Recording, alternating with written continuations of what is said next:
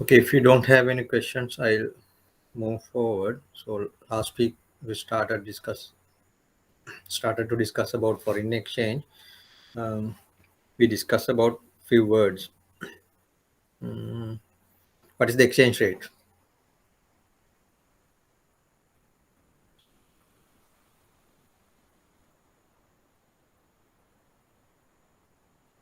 Can someone answer that question? What is the exchange rate?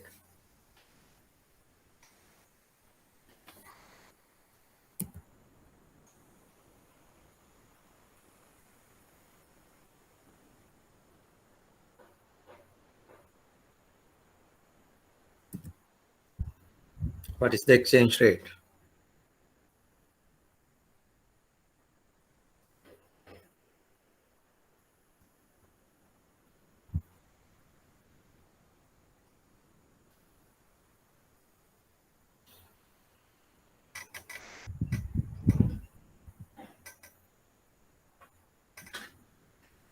We discussed that last week.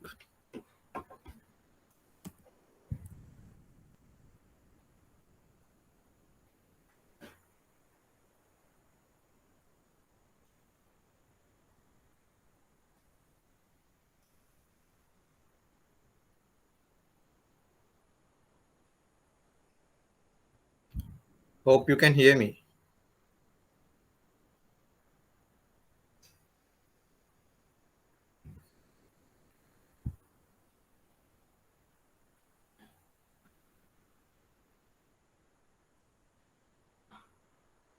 Can you hear me?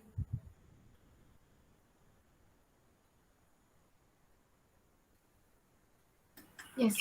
Okay. And you can see the presentation as well.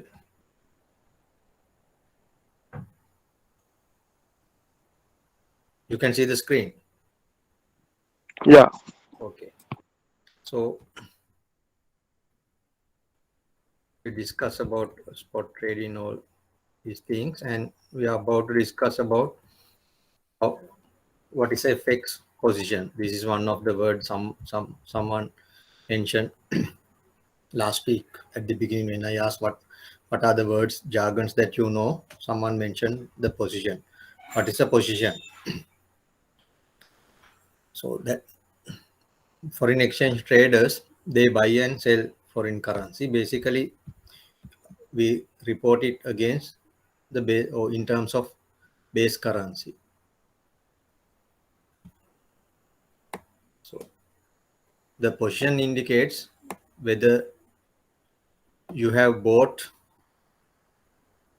the base currency or you have sold the base currency. That means whether you are a net buyer or a seller. Say at the beginning you might not have any foreign exchange position, purchase or sales. You don't have anything, but you might enter into a transaction to buy, say, dollars against rupees. Then in the dollar rupee pair, what is the base currency? In the dollar rupee pair, what is the base currency?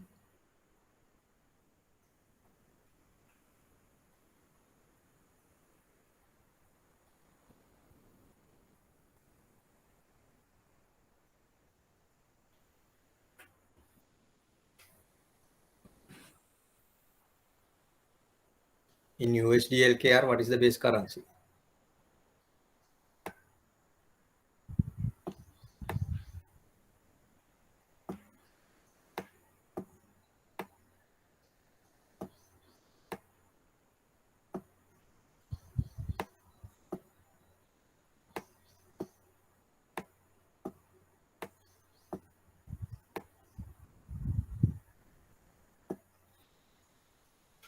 What is base currency? What is counter currency in this pair?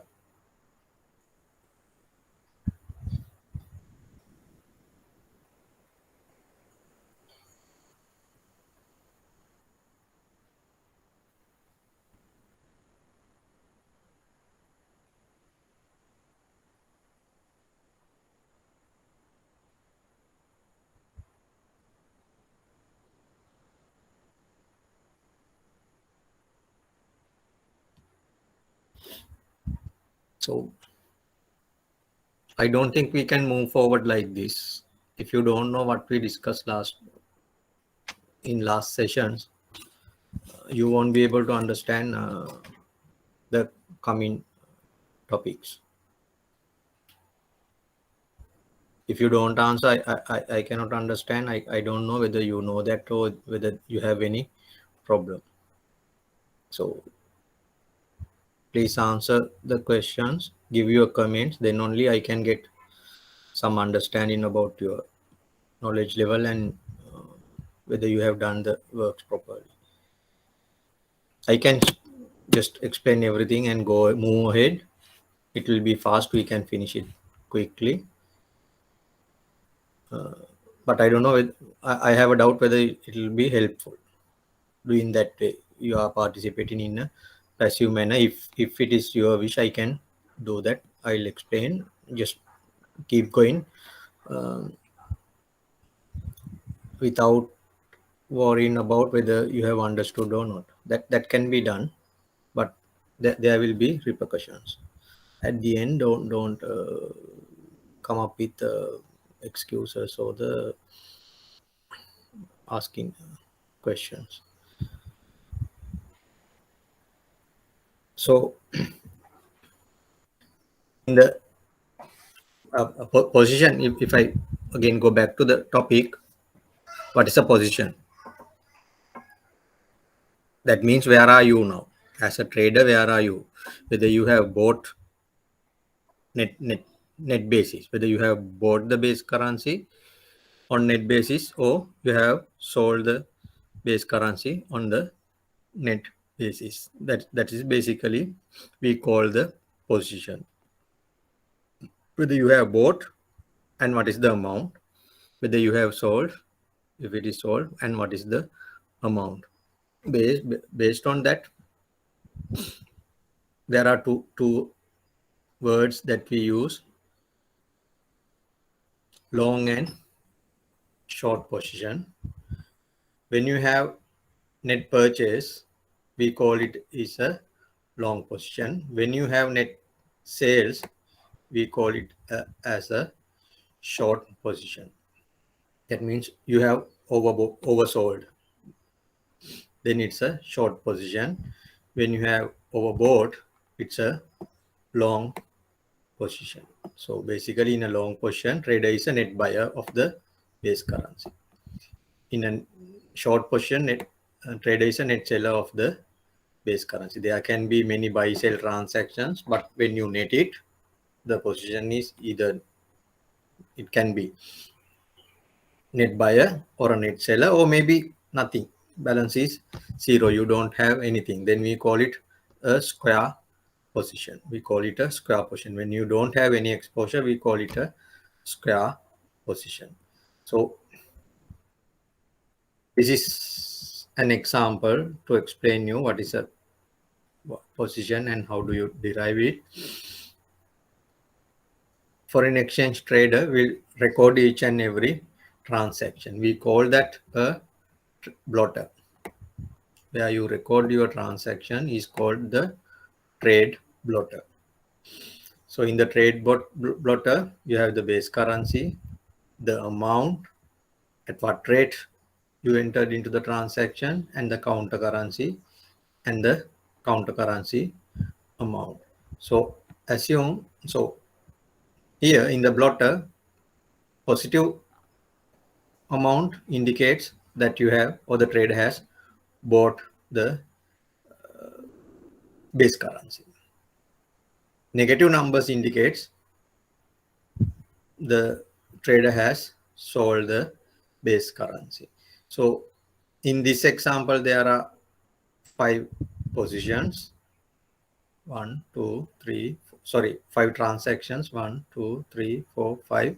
5 transactions. The first one is the trader has bought euro 1 million at 1.3995 against dollar. Then you will receive 1 million euros and you have to pay 1.3995 million of dollars. Once you do this first transaction, your position is long. Just after the first transaction, your position is long. Why? You have bought 1 million euros.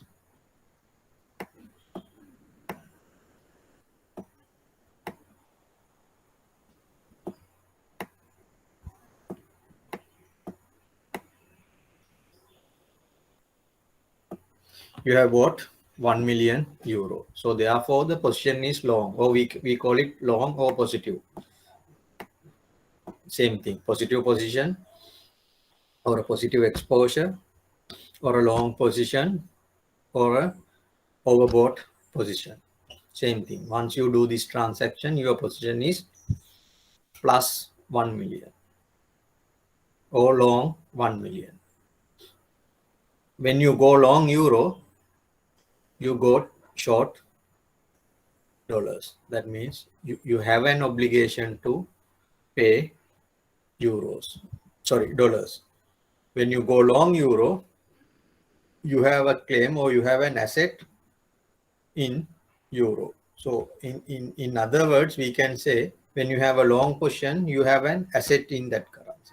When you have a short position, you have a liability in that currency. So at the end of the first transaction, your position is long 1 million euros.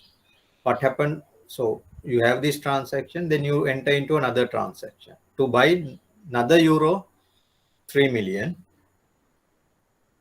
another 3 million at 1.3998. So then what is the position? At the end of this position is plus 4 million.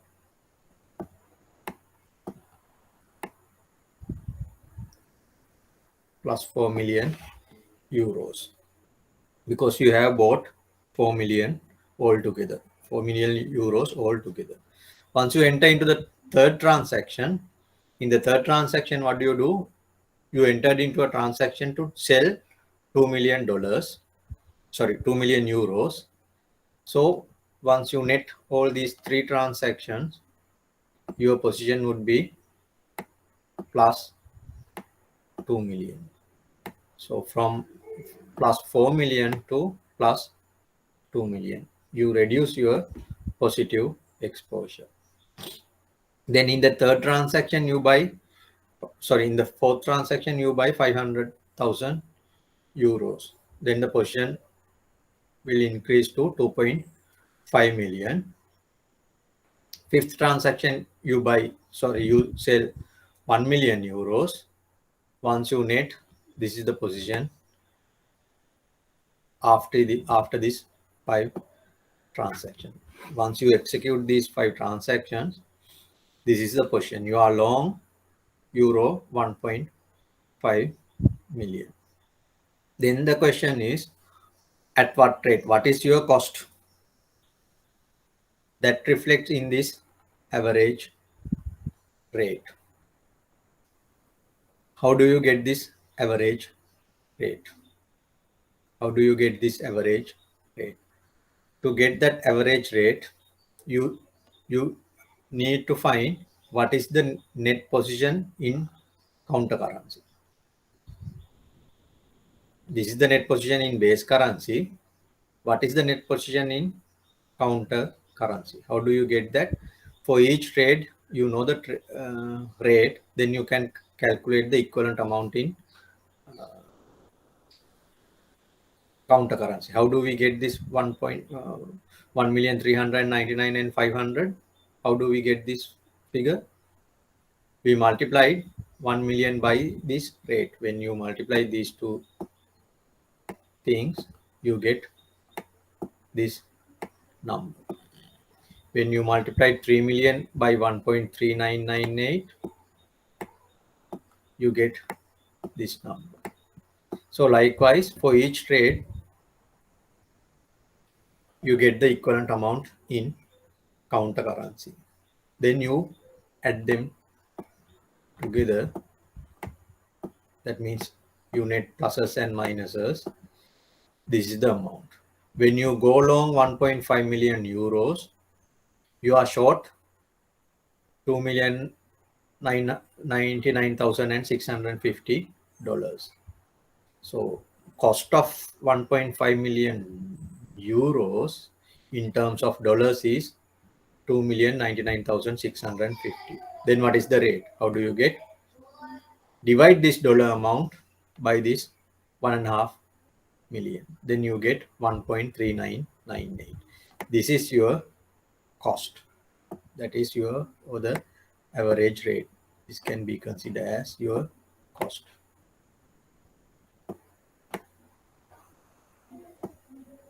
This is your cost, but the market rate may be somewhere else, something else.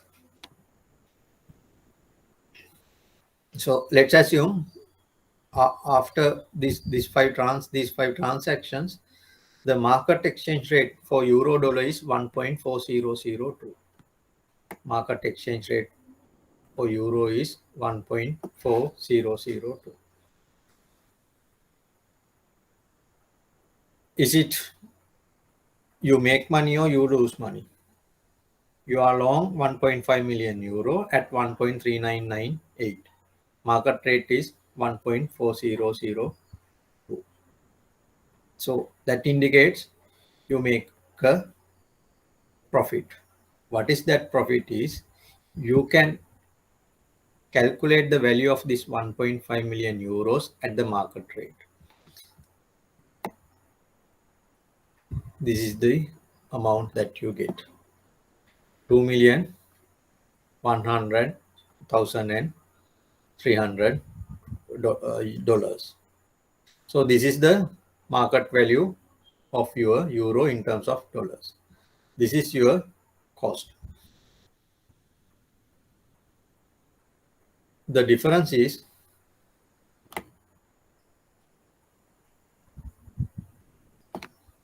your profit or loss. If the difference is positive, it's a profit. If the difference is negative, it's a loss.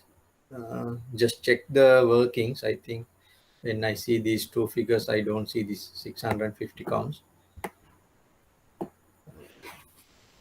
Something wrong there. Just do the workings and see. Okay, let's see.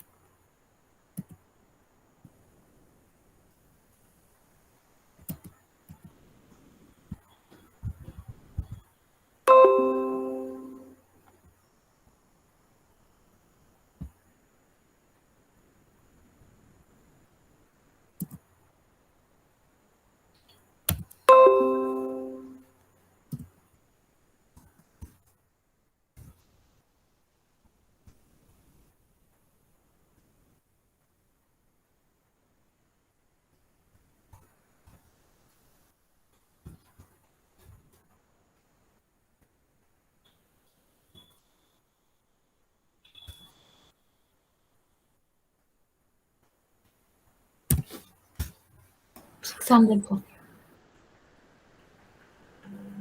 Sorry, 600 profit.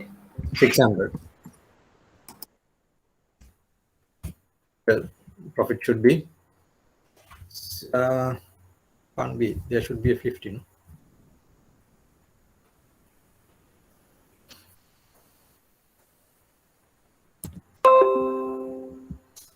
$2,099,050 to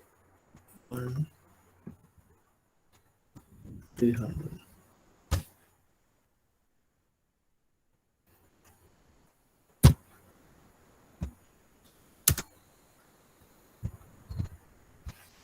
No, it's correct. 650 is correct.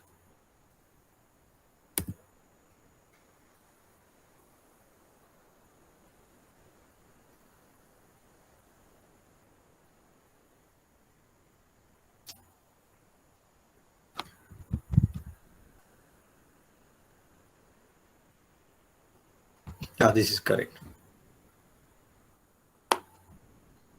However, do the workings, put these numbers into Excel. What you have to put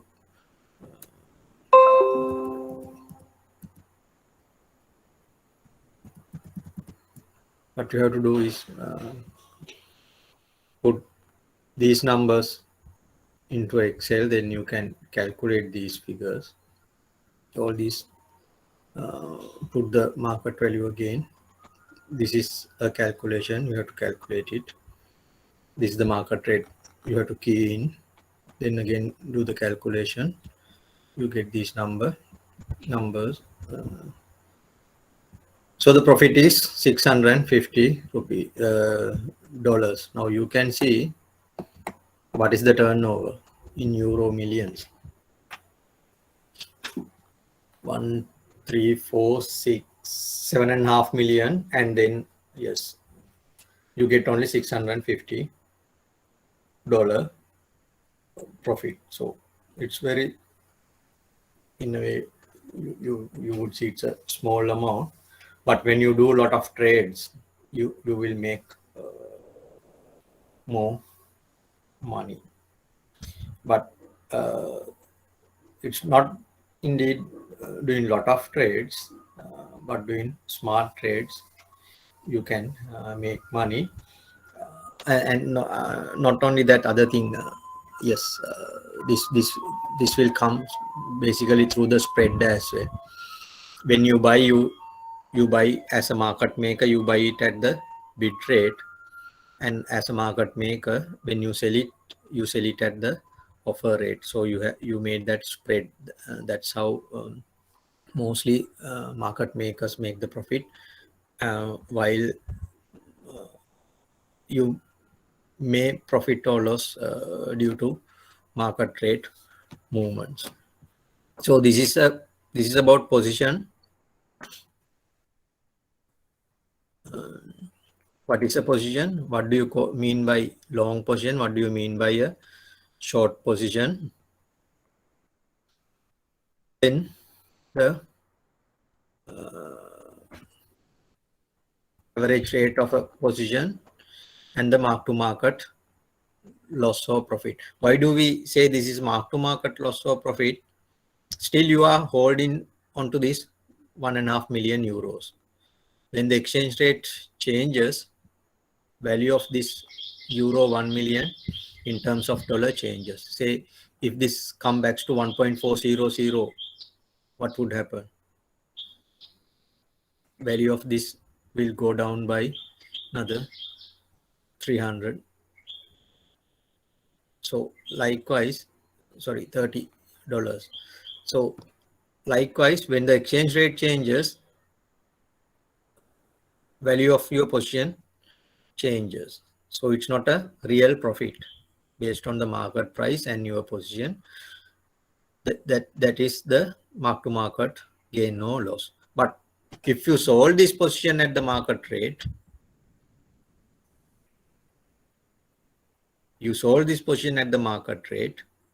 then you realize this profit.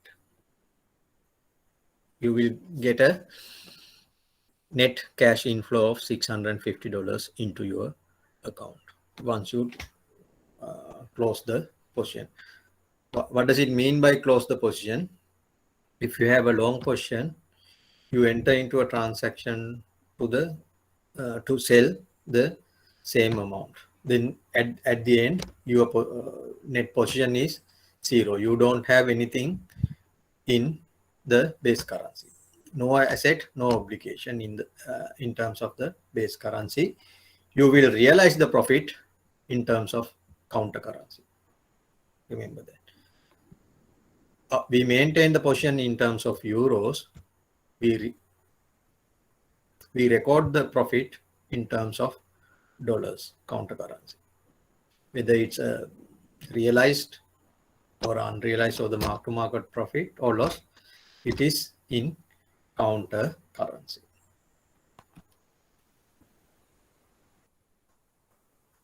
So this slide explain it. What is the profit realized?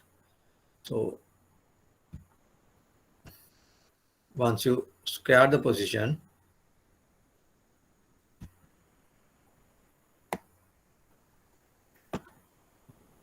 that means there's no open position. You what is the profit or loss that you get is the realized profit or loss. What does it mean by squared position? You have done, or basically you don't have any exposure to any or that particular currency. And again, remember, you have to refer to a currency when you consider whether it's a long position or a short position. You might have a square position in terms of euro because you have buy and sell, and at the end there's no asset or no liabilities in euros, but there can be exposure in GBP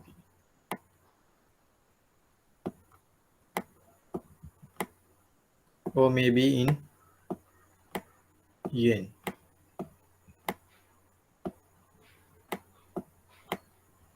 Indeed, this would be dollar against yen. So likewise, whether you have a position in one currency may differ from of a position in another currency. But if you really want, you can calculate the equivalent amount in another currency. Say in Sri Lankan case, most we use everything mostly in dollars. We value everything in dollars. So all the positions in euros, GBP, yen, and everything we convert into dollars. Then we express the open position in terms of dollars. That can be done. So, however, here realized profit means you do transactions and you have net your position. That means you don't have any exposure. By that time, what is the profit that you earn? That is a realized profit. Unrealized profit, still you run your position. It may be a long position or a short position, and you compare that your average rate or your cost with the market rate. That difference gives you the mark to market profit or loss. But with the change in the exchange rate, your unrealized profit or loss value will change. That can happen. So that's about position. So then we'll move into FX forwards and swaps. So before we move into that, do you have any questions?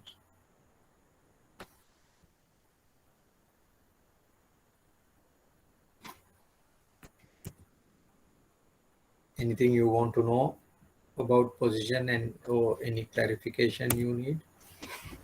Sir, can you explain again mark to market? Mark to market, yes. Say now in this example, you have a long position of 1.5 million euro. You have that in your position. That is your position, your exposure, 1.5 million. The market rate, euro dollar, so yes, euro dollar exchange rate is 1.4002. Then, okay, let me share this.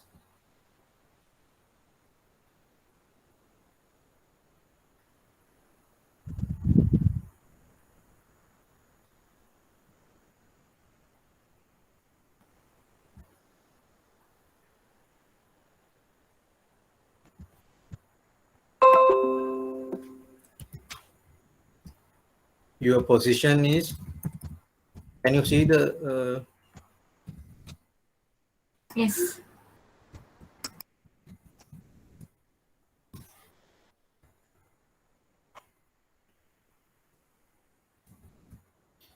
your position is 1.5 million long.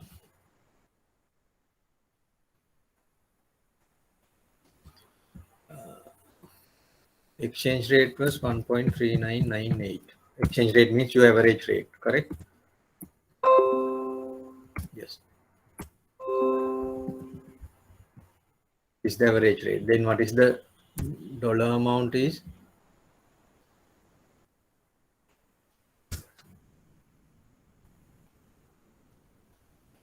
So you are short dollar this amount.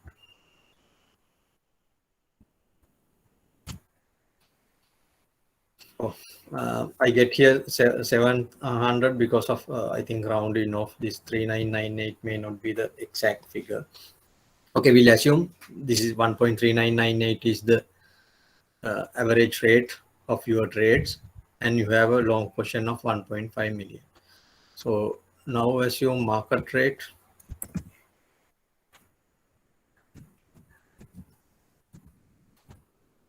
$1.4002.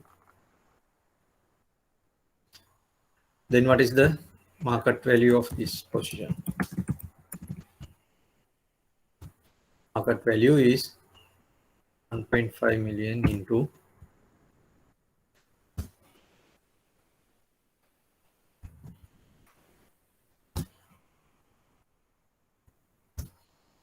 and the profit is this. Correct?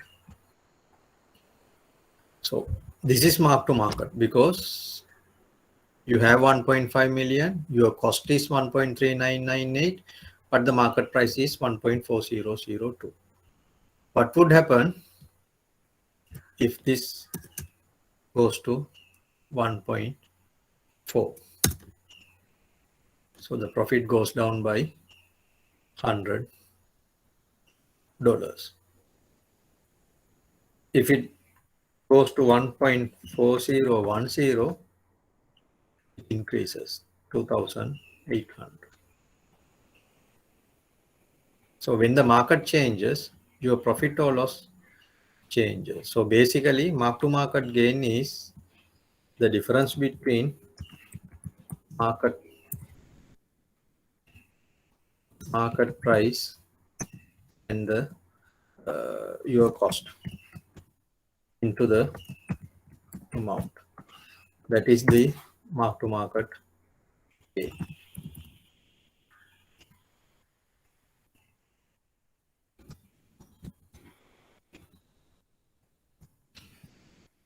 If it is a positive amount,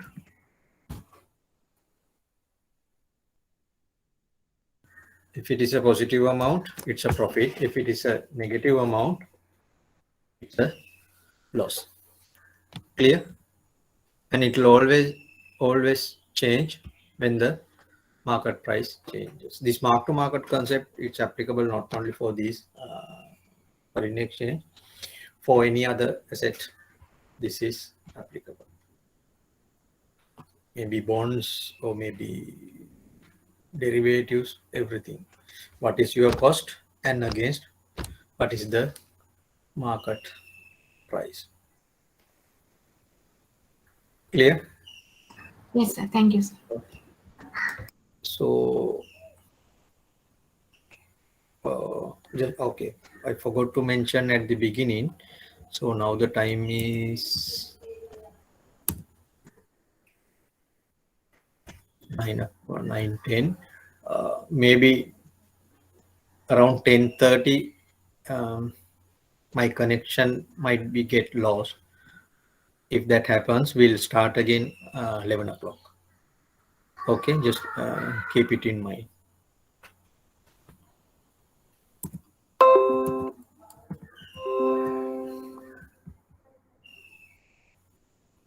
Anything else? Any other question?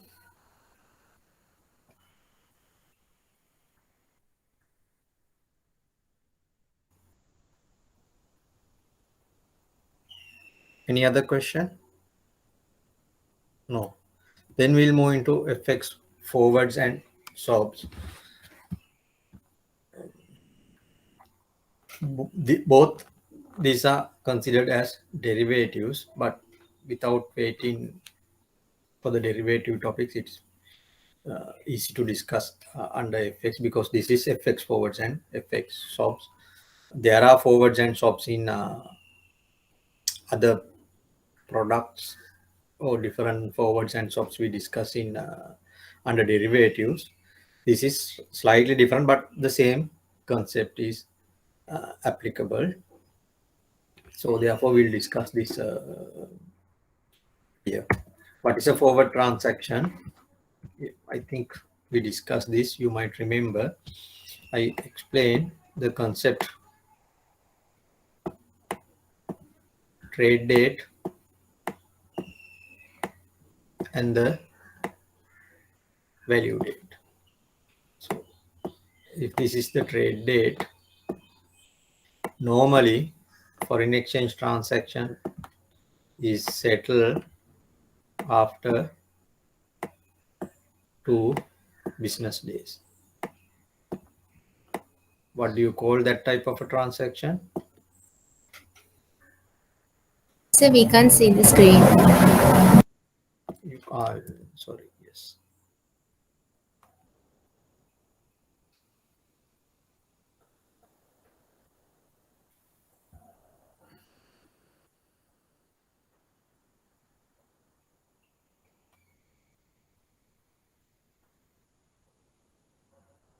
Now,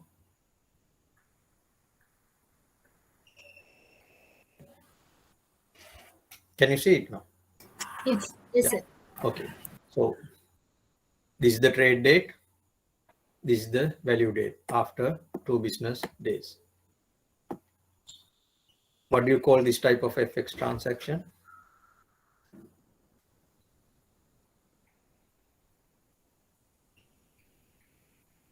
The transaction is settled after 2 business days. What do you call that type of FX transaction? Spot transaction. That's a spot transaction.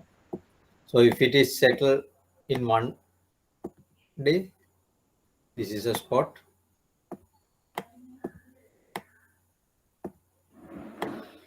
If you settle it in 1 day, what do you call this one? Cash transaction. No, No, sorry, Tom. this is a Tom. What is a cash transaction? If it's settled in the same day. Yeah. If you settle it here, that means trade date and the settlement date are the same, then it's a cash transaction. So cash, Tom, spot, you go in that order. So anything beyond spot equals 3 and above, anything beyond this, we call them as forward transactions.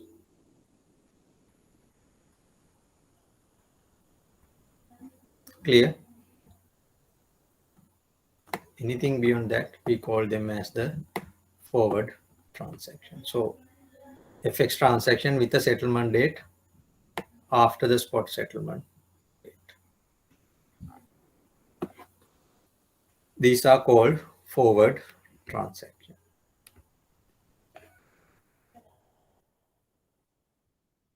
So the settlement date, it can be T plus 3, T plus 4, T plus 10, 11, 15, 85, whatever the number that can happen. Only thing is the settlement date should be a business day in both financial centers. That's the only restriction there. The settlement dates are decided by the settlement date is decided by the both parties to the transaction. That's why we call these forward foreign exchange transactions are sort of over-the-counter transactions. So terms of the contract is decided by the parties to the trade. What is the value date? What is the amount? These things are decided by the parties to the transaction. So, but there are standard contracts as well. That means if you say I need 1 week forward, there's a specific definition.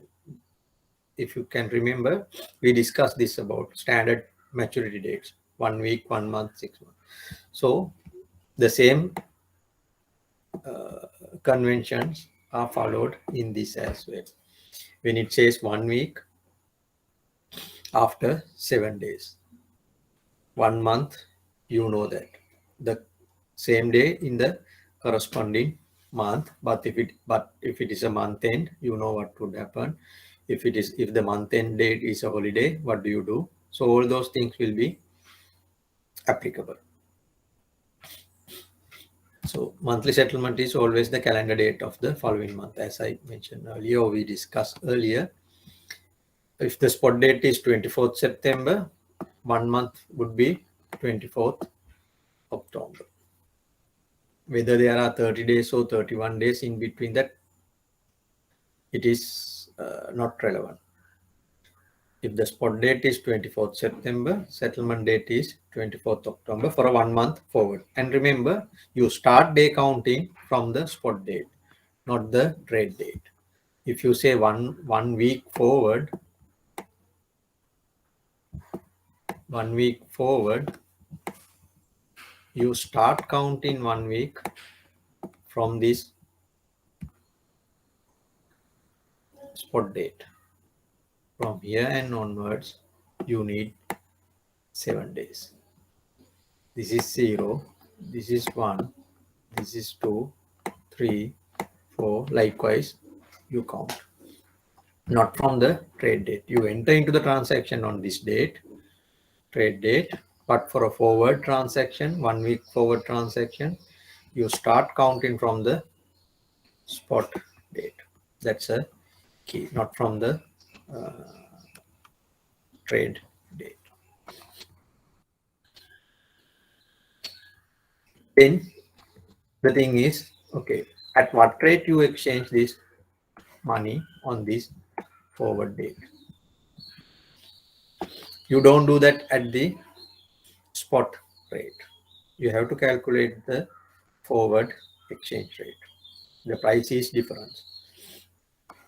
The price is decided based on the current exchange rate and the current interest rates for the same tenor. If it is a seven day or 1 week forward transaction, there are interest rates applicable for both currencies for 7 days.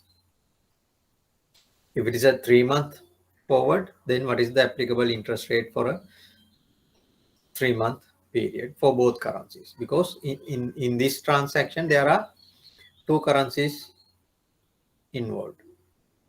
So therefore, 2 interest rates are applicable. And we'll discuss, I'll show you the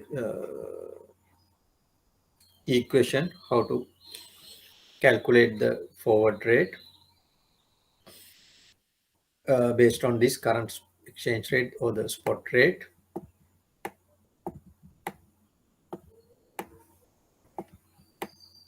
And the interest rate of the base currency and the interest rate of the counter currency. Based on these 3 variables and the tenor, how do we calculate the forward rate? We'll discuss that. But however, before that, I want to highlight the forward rate is not a guess or a expectation, but would be the spot rate in the future. If the 1 month spot, 1 month forward for euro dollar say 1.5, it doesn't say in 1 month time euro dollar exchange rate would be 1.5. It is not. This exchange rate or the forward rate purely based on these current market conditions. There's no way to say that this would be the future interest rates. But if you learn economics, there's a concept called interest rate parity. Interest rate parity.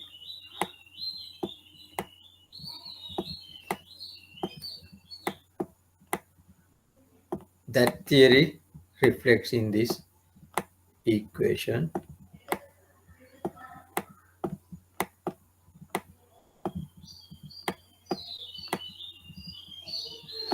This reflects in the equation that we are going to discuss. I'm not going to discuss what is this interest rate parity, but based on that theory, or this calculation would be based on that interest rate parity.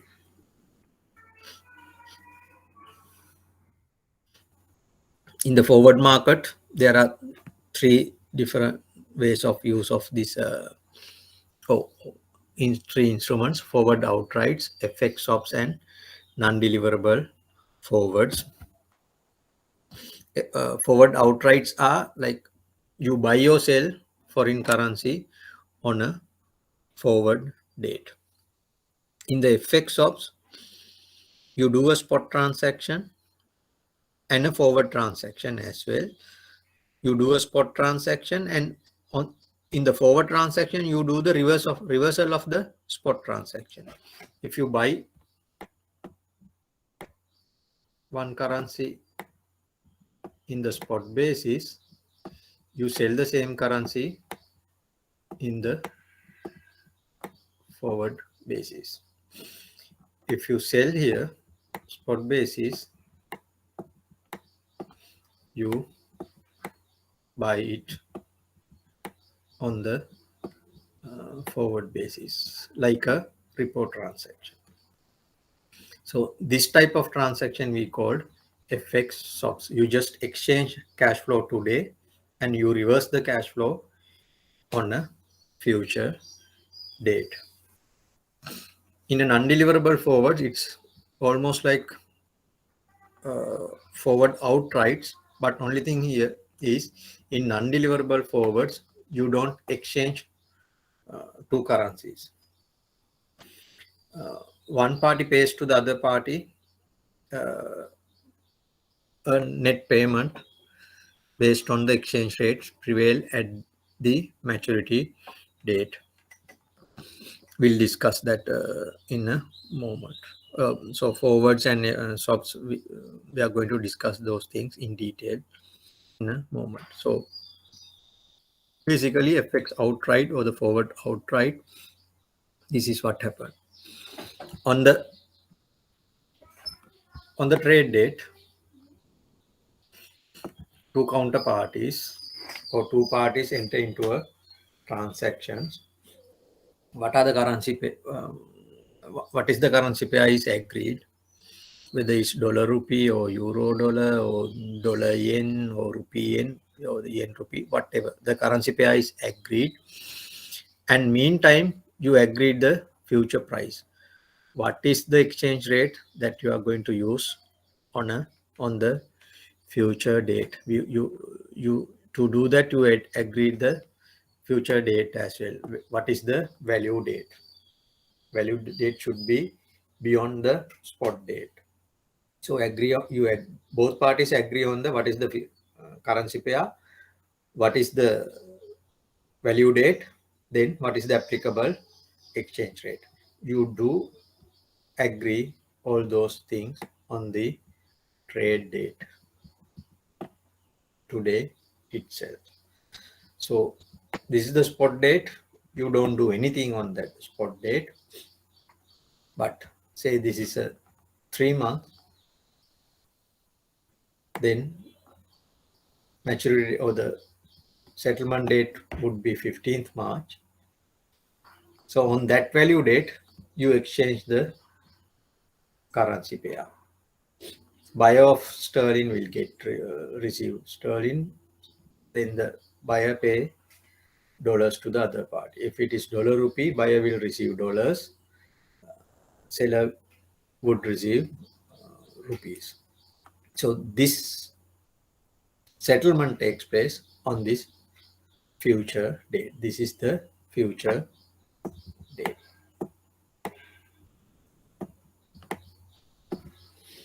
But again, remember, when you say future, it's beyond spot. But otherwise, in our normal English, future means anything come in, not yet come. So it is happening to be happen. So even the spot date is in the future in our day-to-day English, but in the financial market, future date means beyond spot date. So the same concept is applicable for the FX forwards as well. So the value date is beyond the spot date. Clear? This is what happens, or the mechanism of a forward outright transaction. You enter into the agreement today, you settle the transaction on a future date. What does it mean by a future date? A date which is fall beyond the spot date.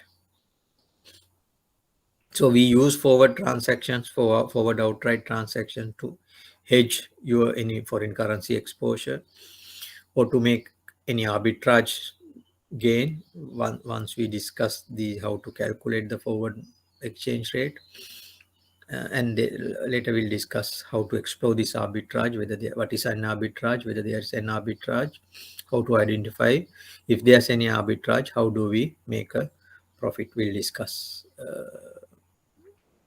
maybe within next 2 weeks. Then speculation. This is based on your expectation about the future exchange rates. You can use forward transactions to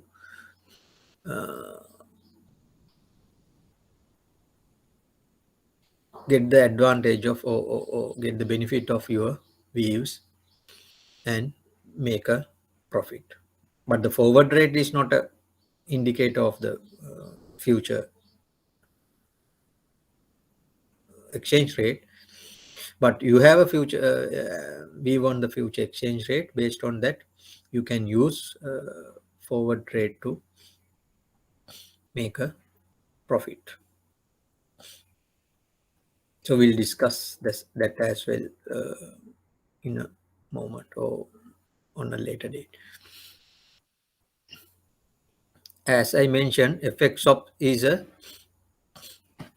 combination of generally it's a combination of a spot transaction and a forward transaction. This is a combination of a spot transaction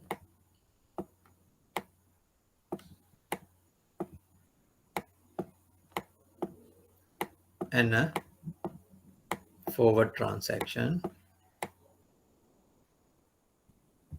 This is the easy way for you to understand, but it is not necessarily.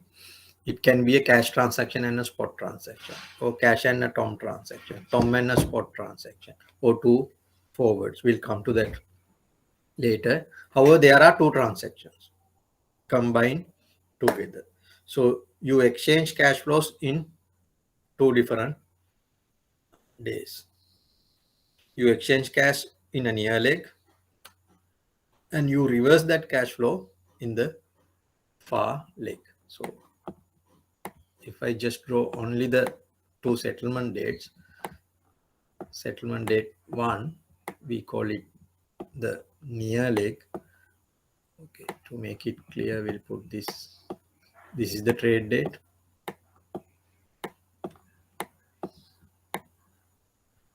This is the trade date.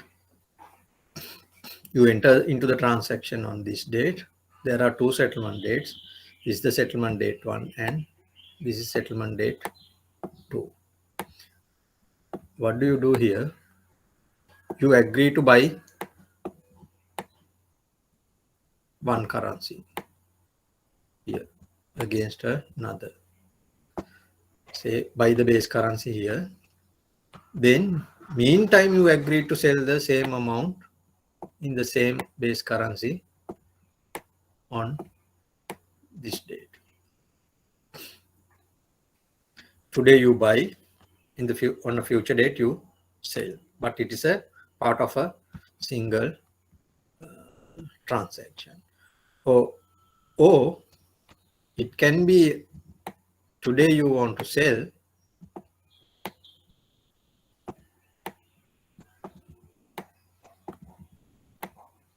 and you do the reversal on the future date. That means you buy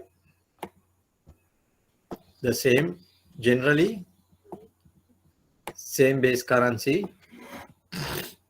Sorry, it's the same base currency, generally the same amount, but in some instances forward amount may be vary depending on the requirement. So that is the mechanism of a swap transaction. So this will be done if it is a spot date. This transaction will be settled at the spot rate. This transaction will be settled at the applicable forward rate. If this is a forward date, then this transaction will be settled at the applicable forward rate. This is also a forward date that will be settled based on the, again, the corresponding exchange rate, applying the corresponding exchange rates.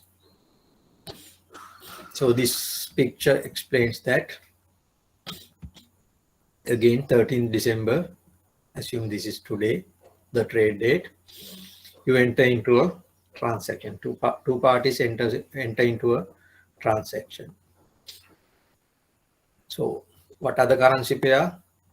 What is the currency pair is agreed. What are the two currencies are agreed? What is the spot price is agreed today? What is the future date is agreed today? Based on that, what is the future price is also agreed today. So on the spot date, you exchange the base currency and the counter currency. Buyer will receive the base currency and seller will receive the counter currency. This will be done at the spot price that you agree.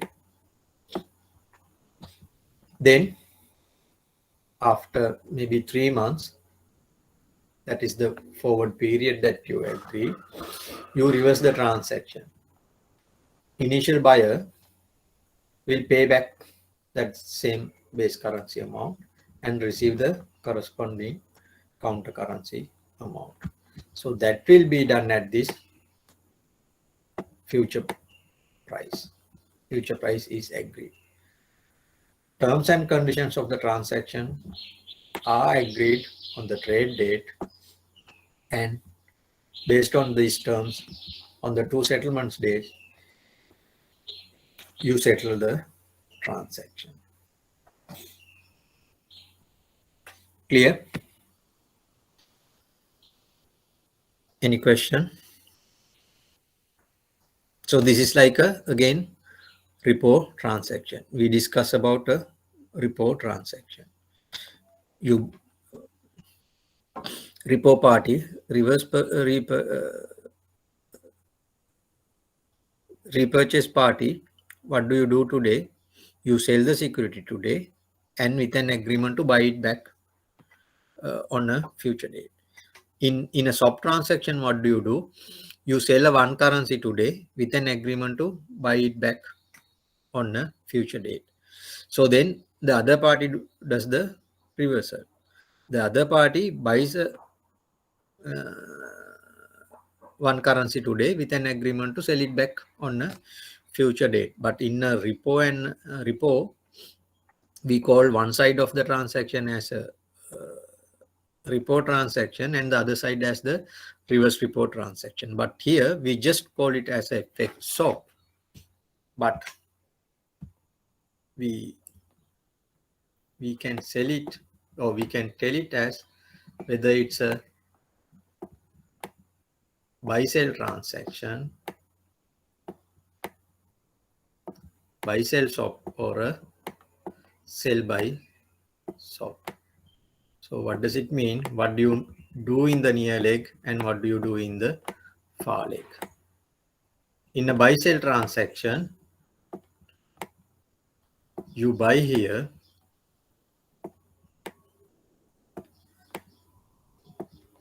and you sell here.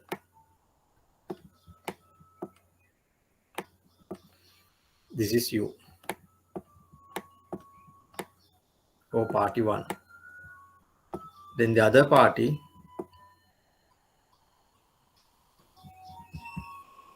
what does it do?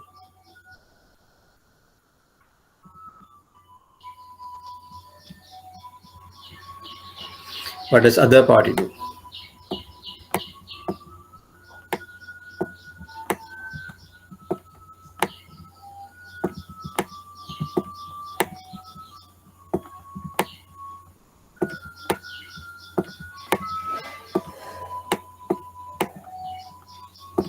When you buy, the other party sell.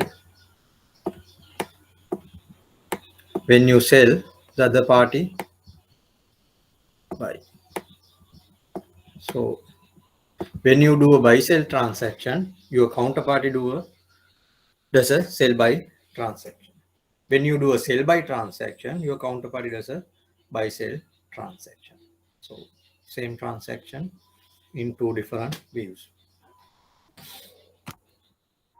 So non-deliverable forwards, it's basically this is applicable for currencies where you cannot settle it in outside that country. Say dollar rupee, you can settle only in Sri Lanka rupee. So but say someone in US and another party in German, they want to do a dollar rupee transaction. What do? They don't come to the Sri Lankan market and do it, but they can do it in their countries. Say what would happen in this? Say it's a 1 month forward.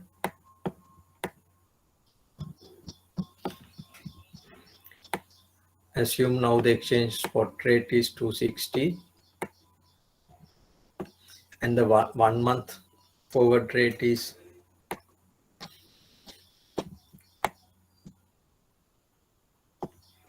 245.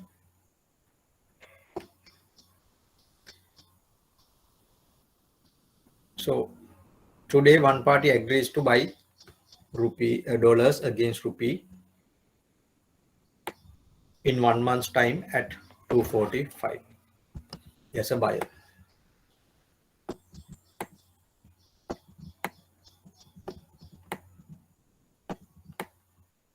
Based on the spot rate and the interest rate, they will calculate 1 month forward rate. Assume that is 245. In outright, what do you do on that date, on the maturity date of the forward transaction? The buyer will pay 245 rupees to the seller and buyer $1. If it is for $1 million, buyer will pay 245 million rupees and receives a $1 million amount. But as I mentioned, foreign parties, they cannot settle rupees outside. There are many other currencies like that. So what do they do? After 1 month, assume the spot rate is 280. This is the spot rate. After 1 month, this is the spot rate. What do? They take the difference. What is the difference? 35 rupees. So if it is for a $1 million, the difference is 35 million rupees. Then they divide that 35 million at the current spot rate 280.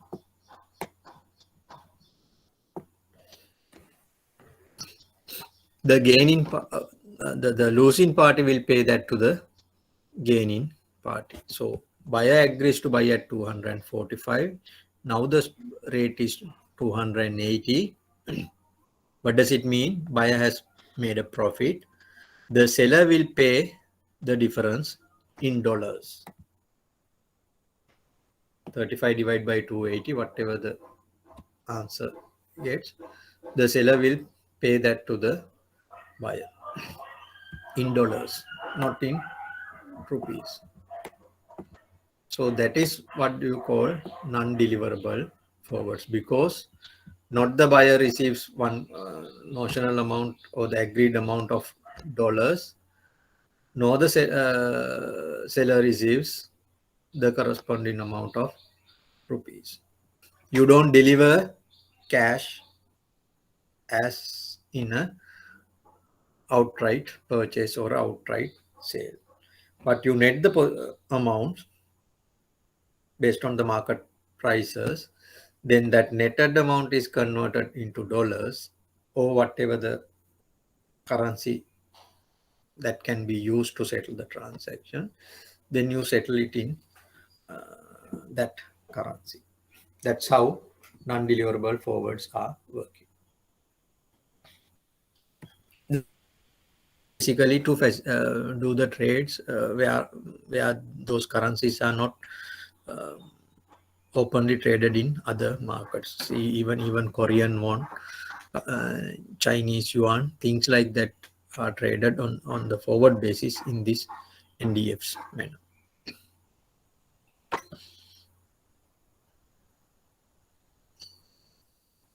Anything?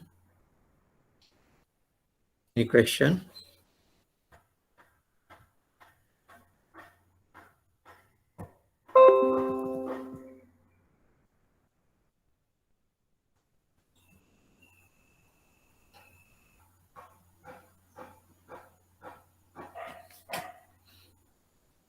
Okay, if you don't have any questions, I'll move into how to calculate the forward rate.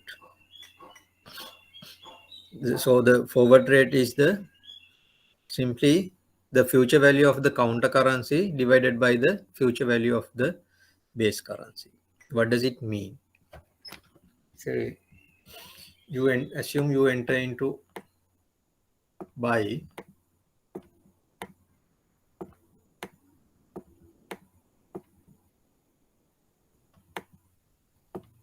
USD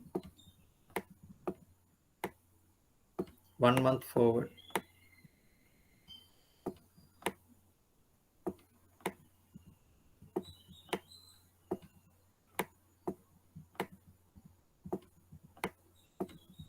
You enter into a forward transaction to buy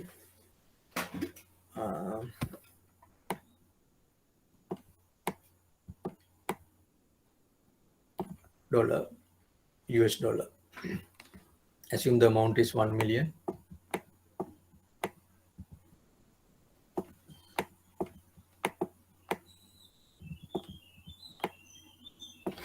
Effectively, what are you doing?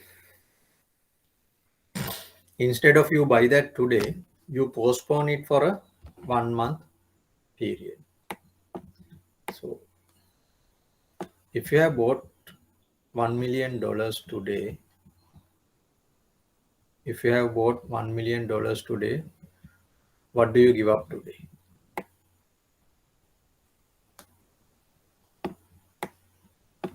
If you have bought $1 million today, what do you give? To buy $1 million, you have to give rupees. But here, what do? You postpone that for a 1 month period. That means you keep rupees for another 1 month period. So it's like borrow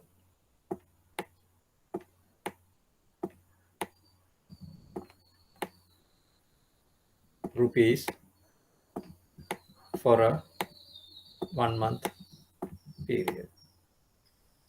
And meantime, if you have bought that $1 million today, you can keep that. But instead, you ask the other party to keep it. What does it mean? it is like lending or lend US dollar.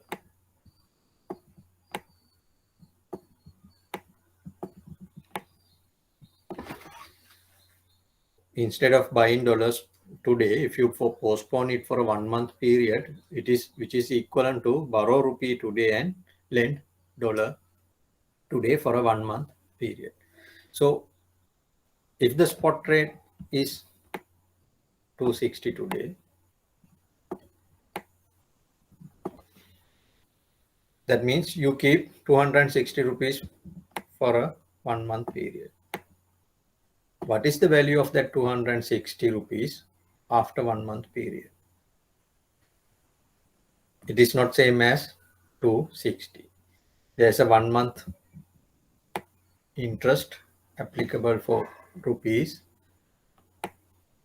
I put it as C because this is the counter currency, interest rate of counter currency. Then you get the future value of counter currency. The same thing happened for the dollar. You lend dollars, you lend $1 here, but after 1 month, it is not same as $1. There should be a future value for that as well. That depends on the interest rate for the base currency. So if 260 rupees is equal to $1 today, to get no arbitrage in the future also, this future value of the counter currency or the future value of rupees should be equal to the future value of the base currency, or in this case, future value of the dollar. So therefore, in the future, this face value base currency should be equals to face value of counter currency. So this is not 1, it would be more than 1. So make it 1, we can divide forward value of the counter currency or the future value of the counter currency by the future value of the base currency. Then you will get it as a rate. That is we call the forward exchange rate. So this equation gives you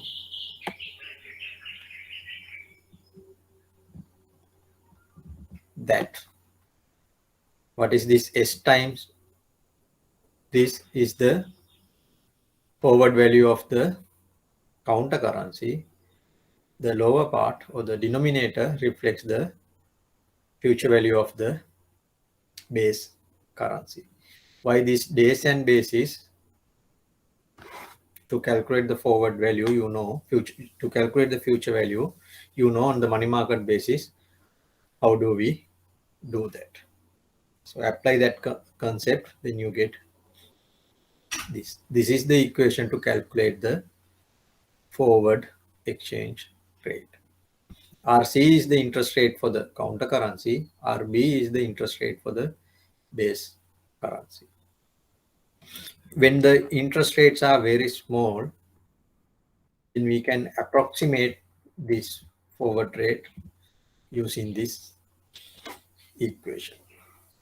Here D means again number of days in the forward period. But remember, this is only an approximation. This is the exact equation to calculate the forward rate. So better to use this for calculations, because nowadays computing power is not a big thing. So no need to use this approximation. So this is an example.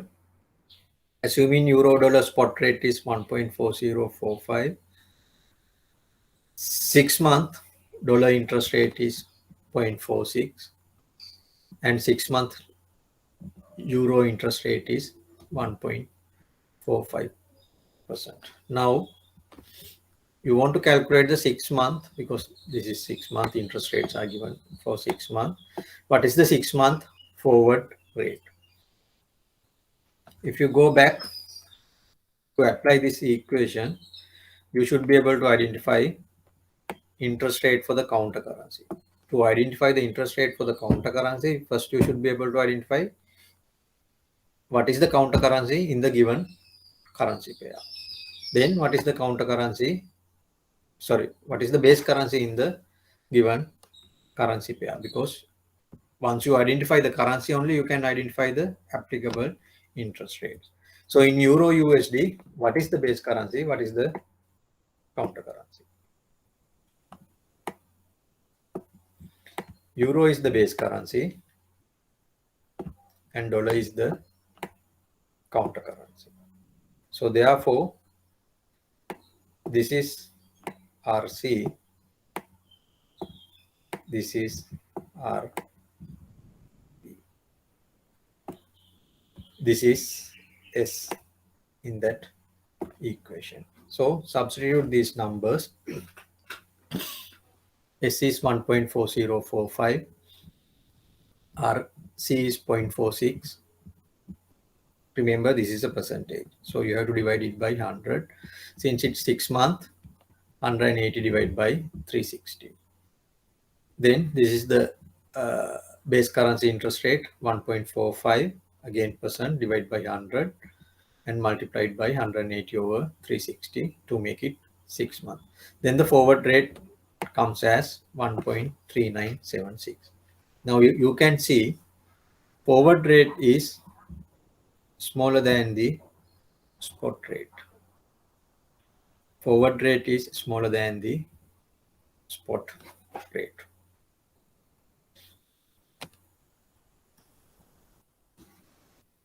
So now consider a situation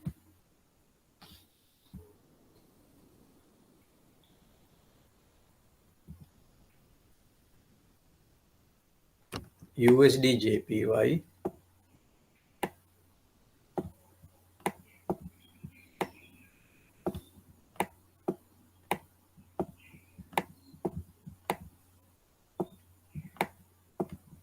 USD JPY, assume exchange rate is 110, assume dollar interest rate is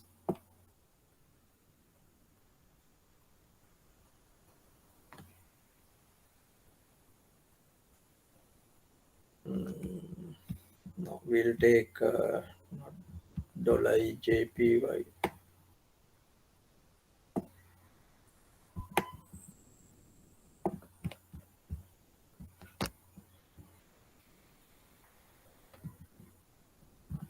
We'll take GBP USD.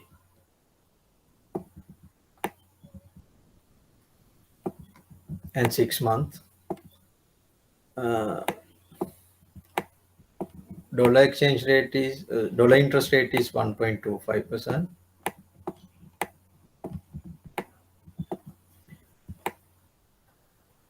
For sterling interest rate is 0.75%.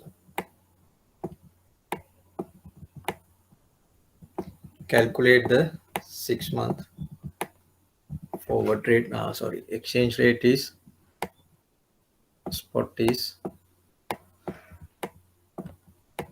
1.3452. What is the forward rate?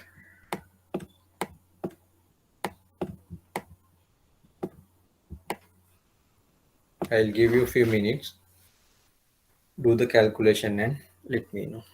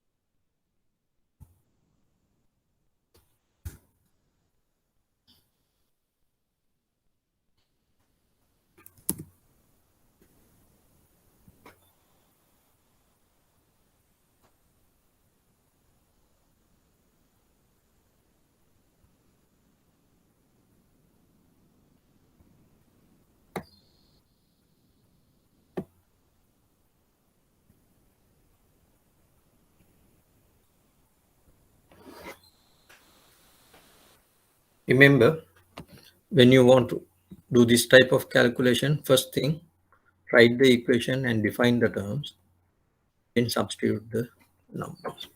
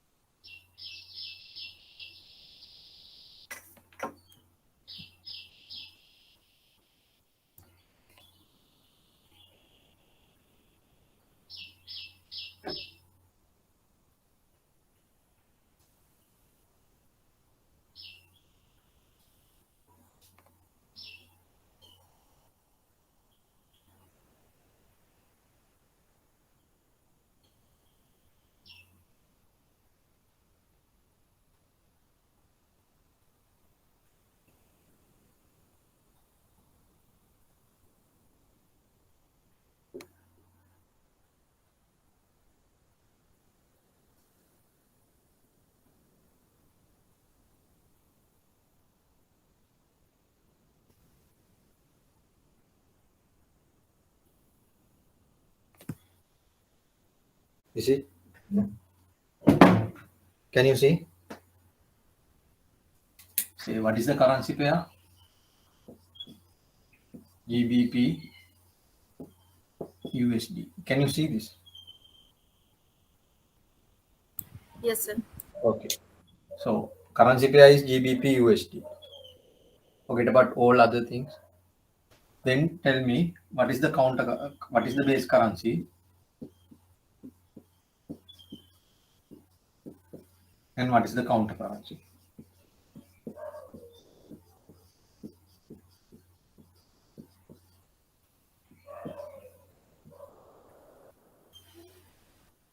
USD base currency, pounds counter currency. USD base currency, pound base currency. Any other answers?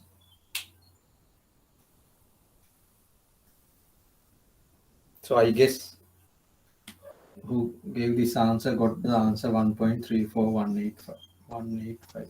Correct? Yes. Any other answers? Base currency is GBP. Base Counter currency is currency is GBP. USD. Yes. So that's why you get 2, 3, 4, 8, 5, 5. Correct?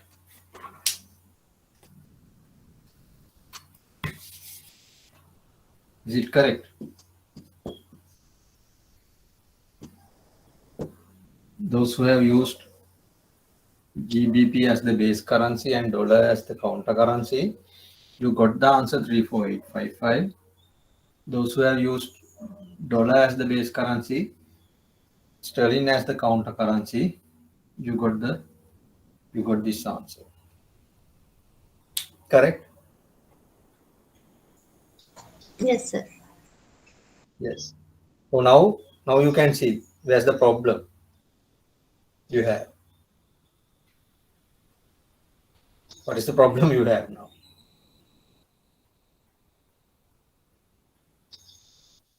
It is not about calculating the forward rate.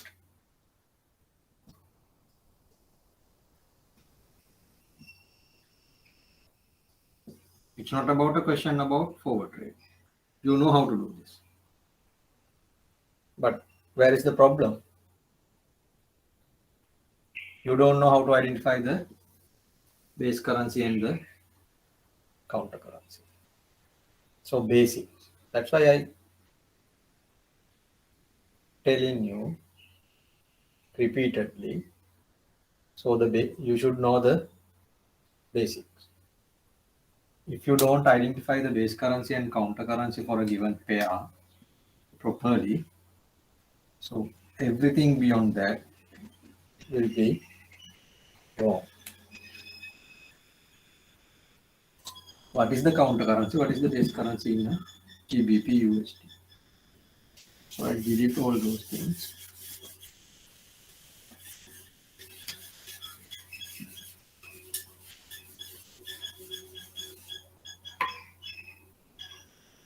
What is the exchange rate? I gave you 1.34185.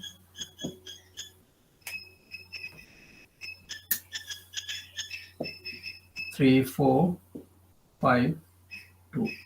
What does it mean? What does it mean?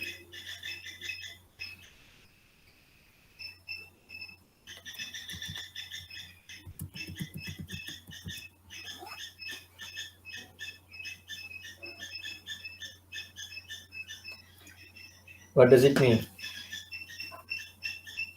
In the GBP USD exchange rate is 1.3452. What does it mean?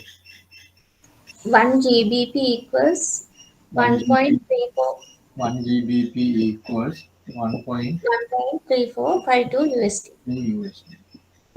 Then what is base currency? What is counter currency?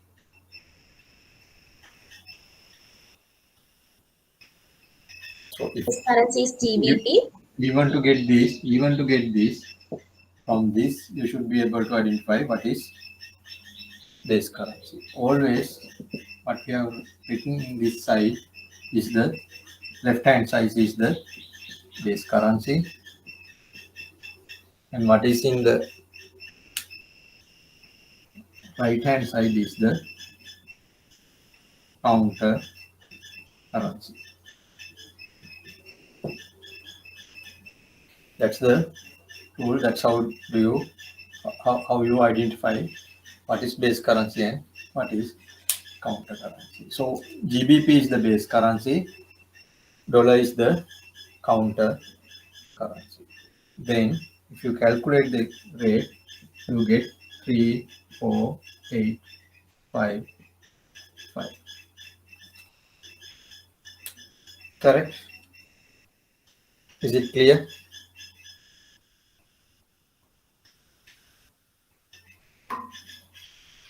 So the problem is not calculating the exchange rate or the forward rate. You know the equation, you know how to substitute the numbers. But the problem is to identify what is the base currency and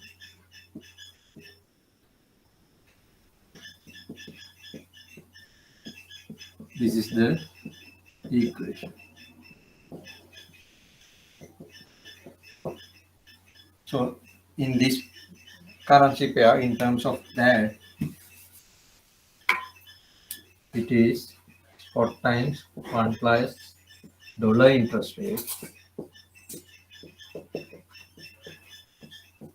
1 plus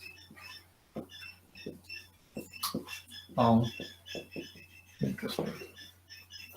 That's the equation. So you know what is the dollar interest rate, 1.25, pound interest rate 0.75. So S is 1.3452, 1 plus 1.25 divided by 100 into half, because 6 months, 180 divided by 360. 1 plus 0.75 over 100 into half. You should get 1.34855.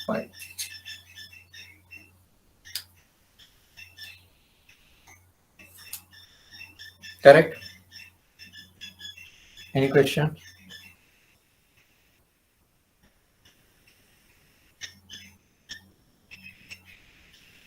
Any questions?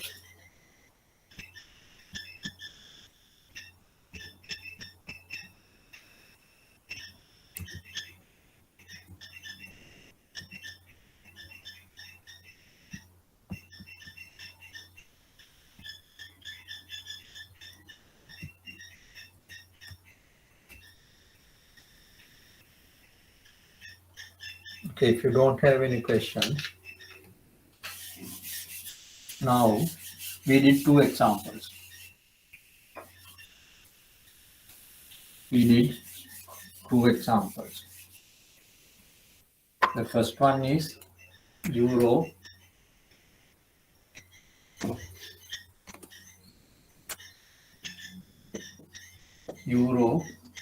USD. Exchange rate was 1.40 4045. Yes, 4045. Euro interest rate was 0.46. Dollar interest rate was 1.45. Same 6 month. Forward rate is 1.3976. Here you can see this is spot.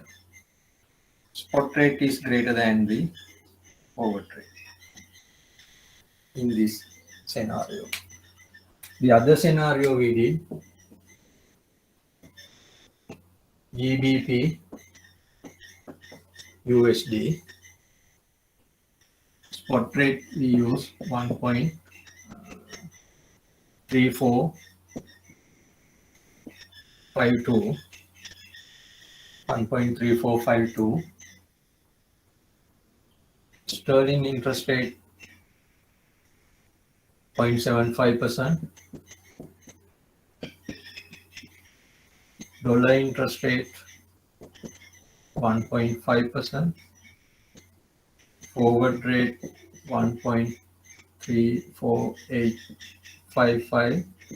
So you can see spot rate is less than forward rate. Did you notice that?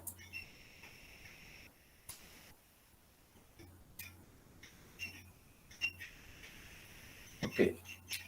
Why do we get in some instances spot rate is higher than the forward, and in some instances spot rate lower than the forward?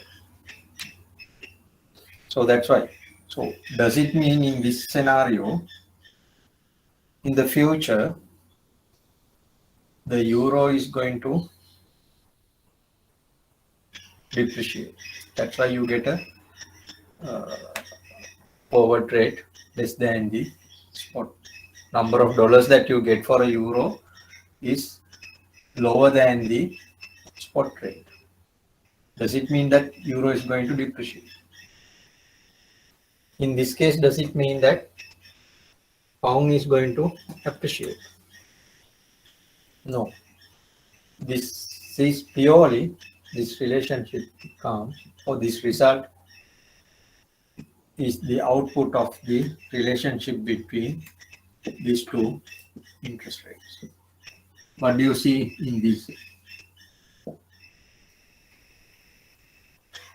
This is the base currency, this is the counter currency. This is the base currency, this is the counter currency. In this instance, you can see interest rate of the base currency is less than the interest rate of the counter currency. In this scenario, interest rate of the base currency is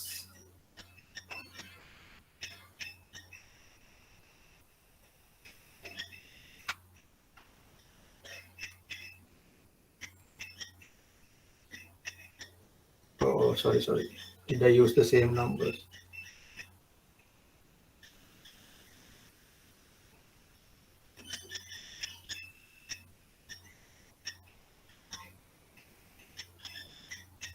Sorry, this is wrong. You didn't notice that.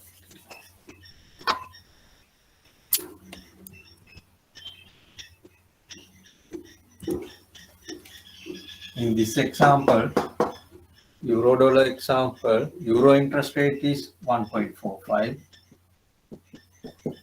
Dollar interest rate is 0.46.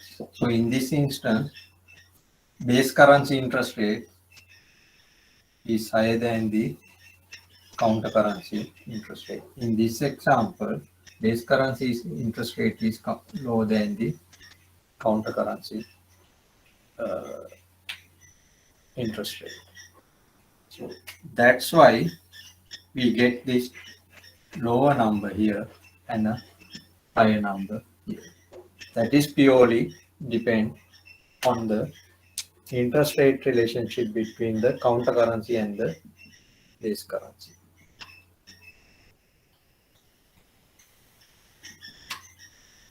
So when you see base currency interest rate is higher than the counter currency interest rate, you should know that forward rate would be lower than the spot rate. When the base currency interest rate is lower rate, then definitely forward rate is higher than the spot rate. So if we go back to the equation that you can see,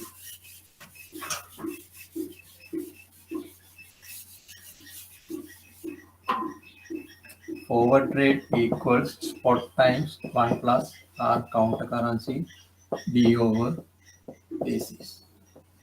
Divide by 1 plus RB D over basis. So if you take out spot part out, this is the ratio.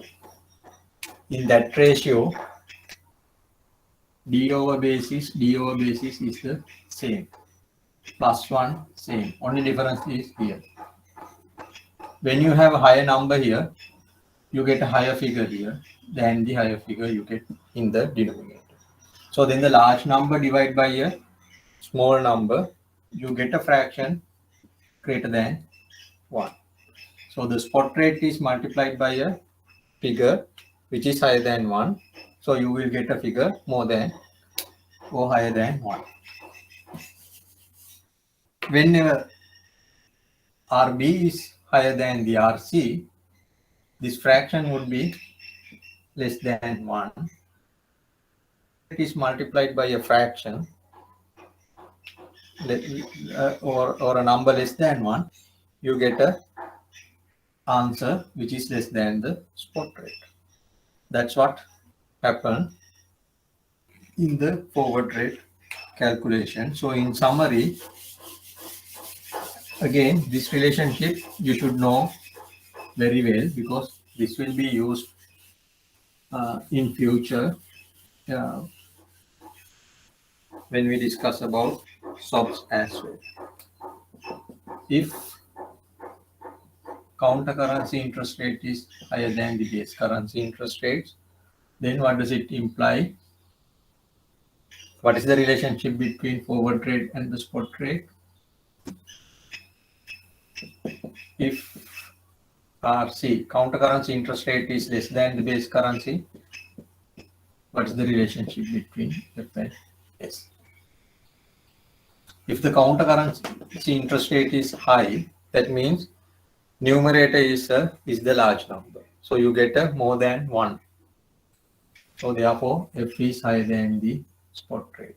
In this instance, F is smaller than the spot rate. Let me write it down somewhere below. If RC is less than RB, that implies F is less than S.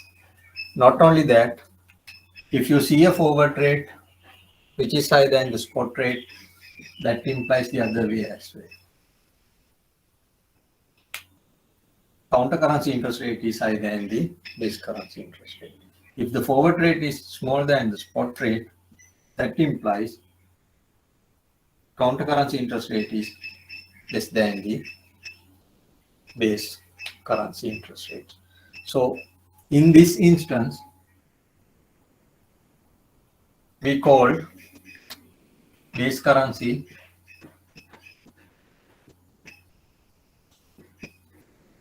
is at a premium. Forward rate is higher than the spot rate, then the base currency is at a premium. That's why you might have heard pay a premium or receive a premium, especially in Sri Lankan case until very recently. Now it has reversed other way around.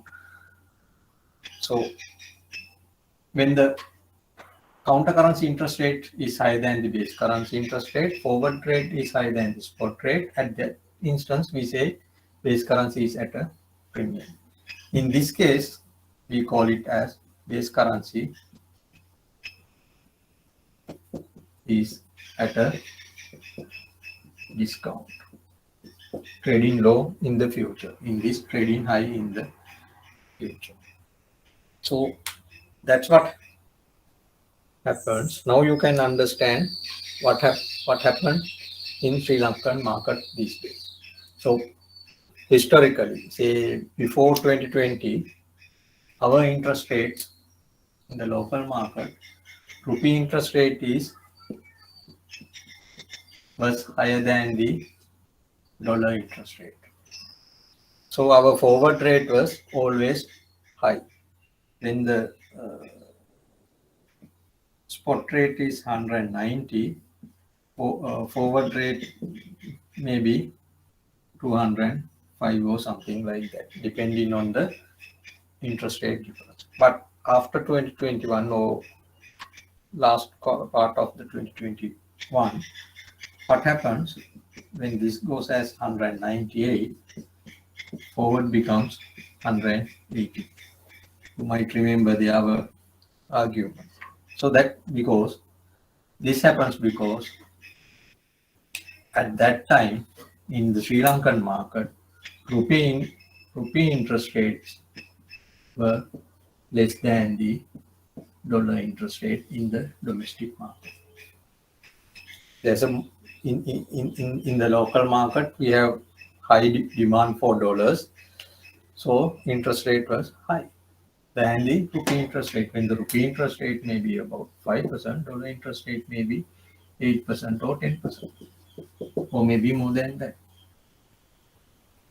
So that's why at that point we saw this relationship. But however, remember, this is not a profit or loss in one sense, because this reflects the interest rate difference.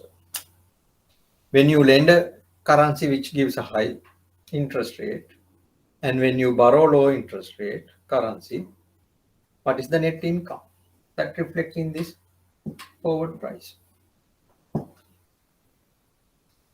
So you should have this knowledge and to understand what's happening in the markets as well, without following just gossips and things. So I hope it is clear now. Is there any questions? Because and remember, this story won't end here. The premium, discount, and the forward rates, relationship between forward rate, spot rate, and whether spot rate is higher than the forward rate. This will continue in SOPs as well. So all these are equivalent. If the counter currency is higher than counter currency interest rate is higher than the base currency interest rate, then the forward rate is higher than the spot rate. Forward currency is higher than the spot rate, and the base currency is at a premium. So in that sense, if you know, if someone tells you base currency is at a premium, then you know what does it mean. This means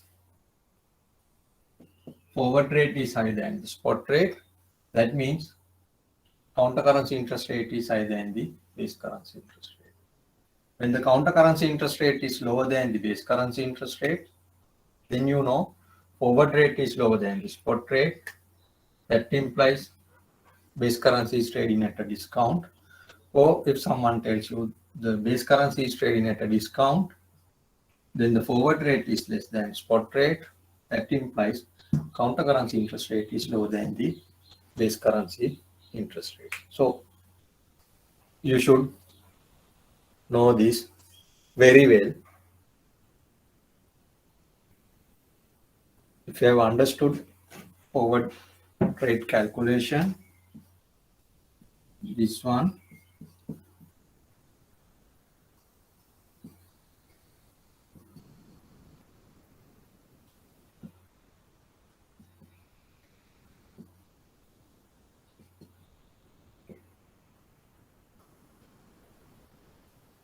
If you have understood this, you should know all those things.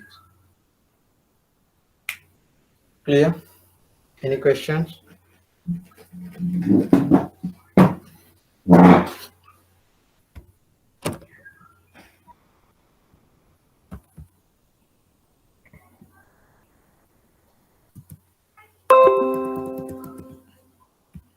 Any questions?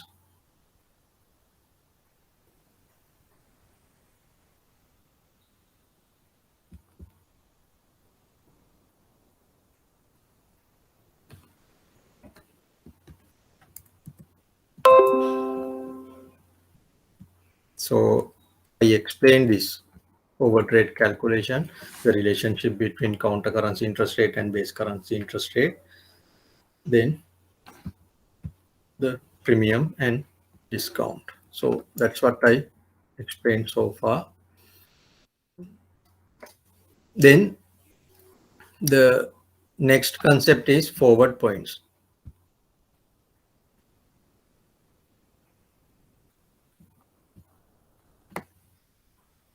Forward points. It is defined as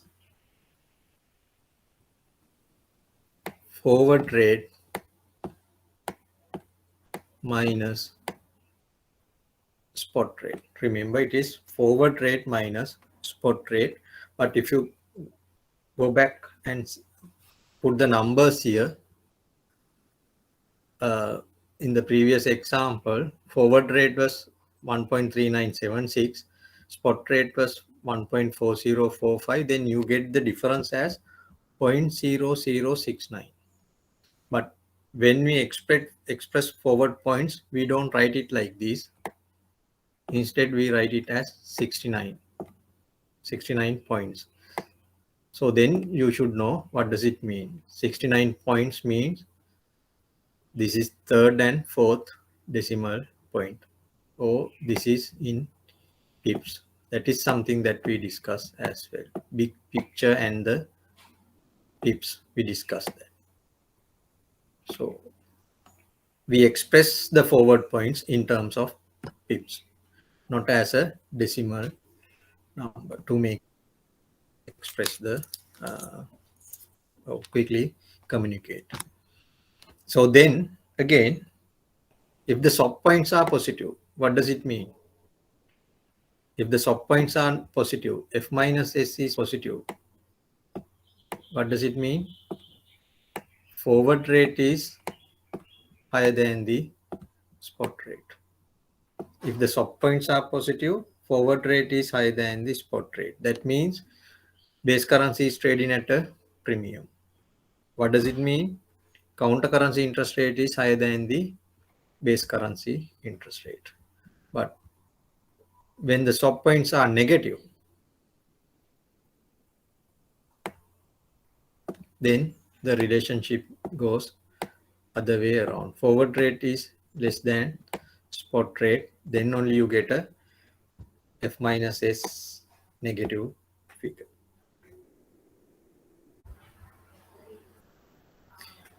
Hello, can you hear me? Yeah, okay. Sorry for the delay. So we will start. Let me share the presentation again. So we were discussing about, you can see the presentation.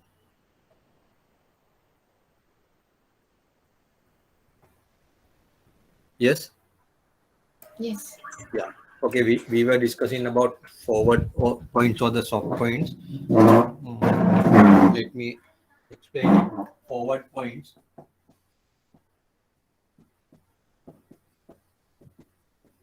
are defined as forward rate minus the spot rate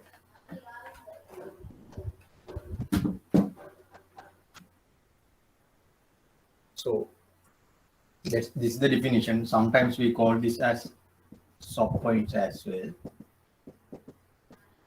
This is the definition of forward points, but there's a hidden thing in this equation, because if we take the example what we had, forward rate is 3976 and the spot rate 1.4045. When you take the difference, it comes as 0069.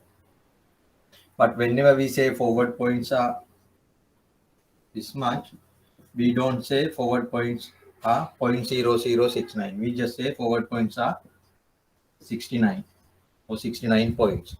So you may remember we discussed about in exchange rate, say 1.3976. We discuss about a big figure and pips. So even the soft points we discuss in terms of pips. So this 0.0069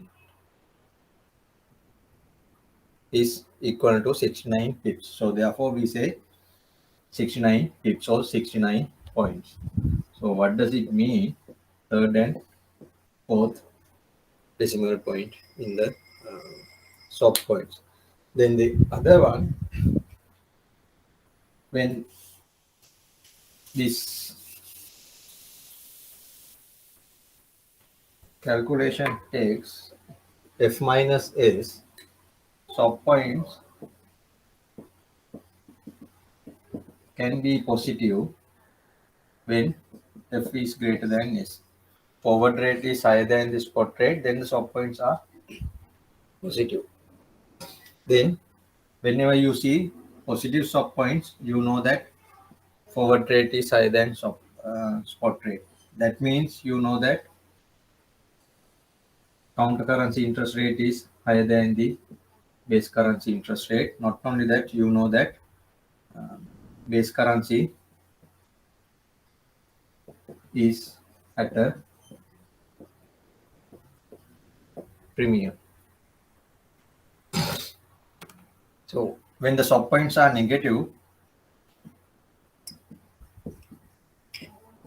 then the other way around. Forward rate is less than the spot rate. That means counter currency interest rate is less than the base currency interest rate. So then the base currency is at a discount. So all these are interrelated. So you should be able to understand that. So that's about soft points for the forward points. Then in the market,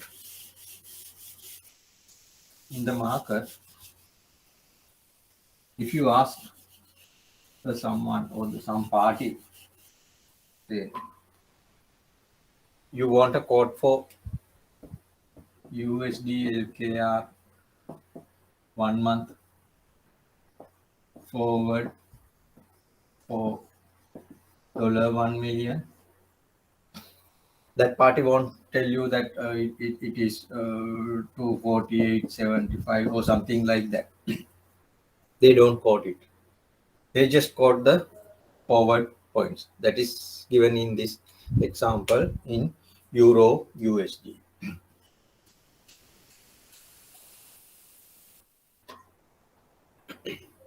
When the spot piece, you know that even in the spot you have a bid and offer.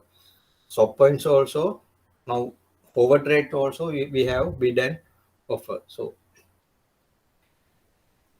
3791 1.3793 are the bid and offer for the spot rate, and the 1 month forward is quoted 1.15 minus 1.15 minus 1.04. These are the forward points.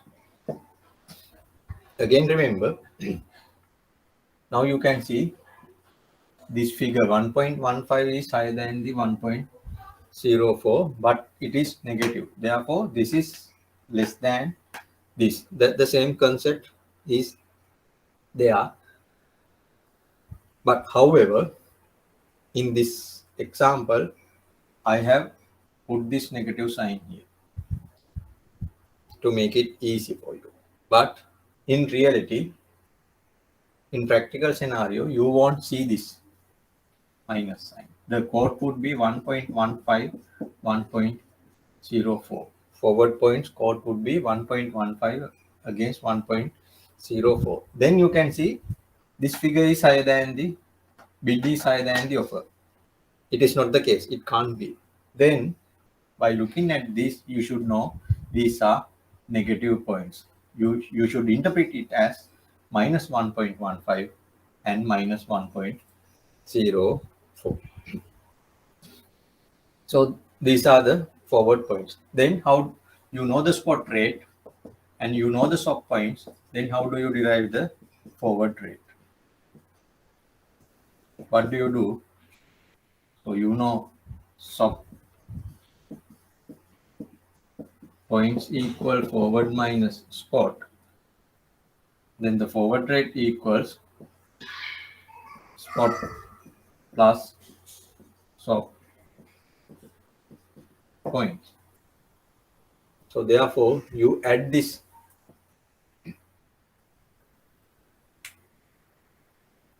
spot rate and the stop point, this offer rate and this offer. But remember, this is given in pips or points. Therefore, you have to make it a decimal place. When you to make it decimal place in a currency pair like Euro USD, you have to multiply this 1.15 by 0.0001, which will give you 0.0115.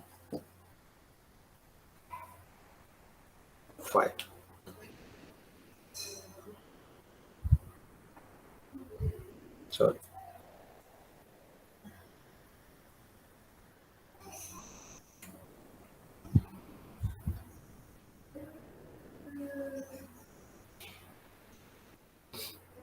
.15 pips. So 1 pip is at the fourth decimal place. 1, 2, 3, 4. There should be another 0. Fourth decimal place is 1. Then 0.15. Yes. This is the decimal. Then this 1.04 multiplied by 0.0001, you get 0.00010. Then to get the forward rate, you have to add this to 1.791, this to 1.3793. Then you get these answers. Now you can see in the forward rate, the exchange rate is quoted with more than 4 decimal places, maybe 6 or 5 or 6.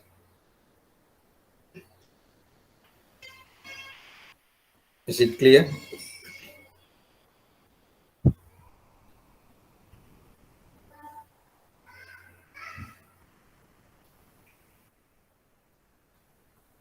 So if you want to calculate the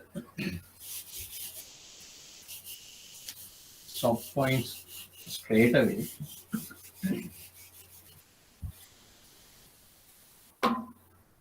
since we know this forward rate is spot times 1 plus R counter D over basis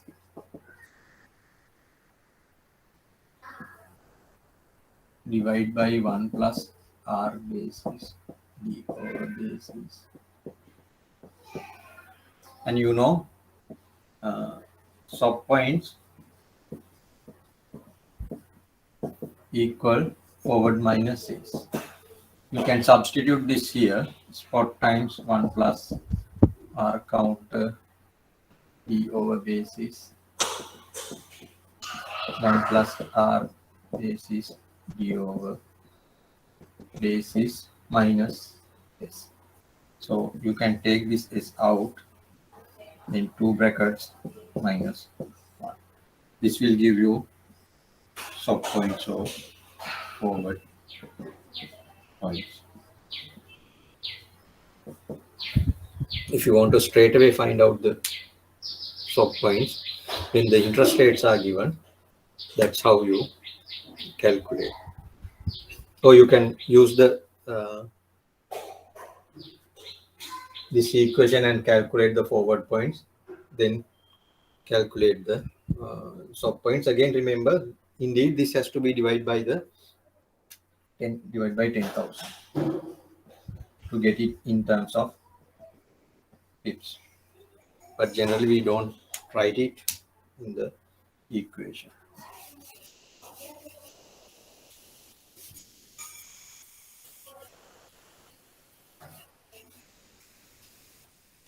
Then now you can see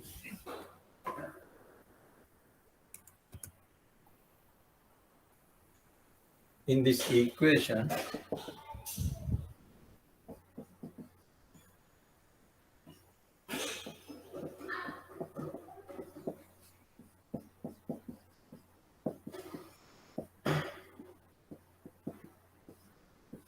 interest rates are involved. Even in interest rate market, you would see bid and offer. Even in an interest rate, you would see bid and offer. At what rate the market maker borrow and what rate market maker lend. So in this example, you can see Euro 6 month rates are quoted as 1.45, 1.5. So the market maker would like to borrow at 1.45. Market maker would like to lend it at 1.5. So therefore, when we use to calculate the forward rate, what are the applicable interest rates, especially to calculate the sub points? So that's the next step. So in this example, you can see the pair is Euro AUD and the Euro interest rates are given in 1.45, 1.5 and AUD interest rates are given as 5.05, 5.10. Then in the forward rate, how do you calculate the bid and how do you calculate the offer? How do you do that? So it is given in the next step. So, okay, just by looking at these numbers, you can say whether sub points are positive or negative. Can you say that? Whether sub points are positive or negative?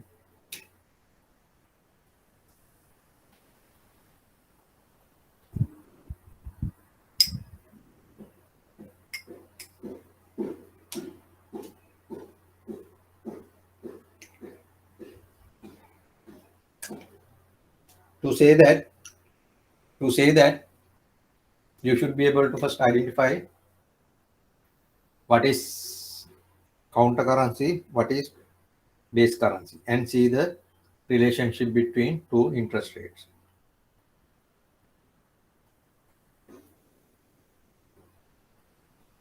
What is base currency in this pair?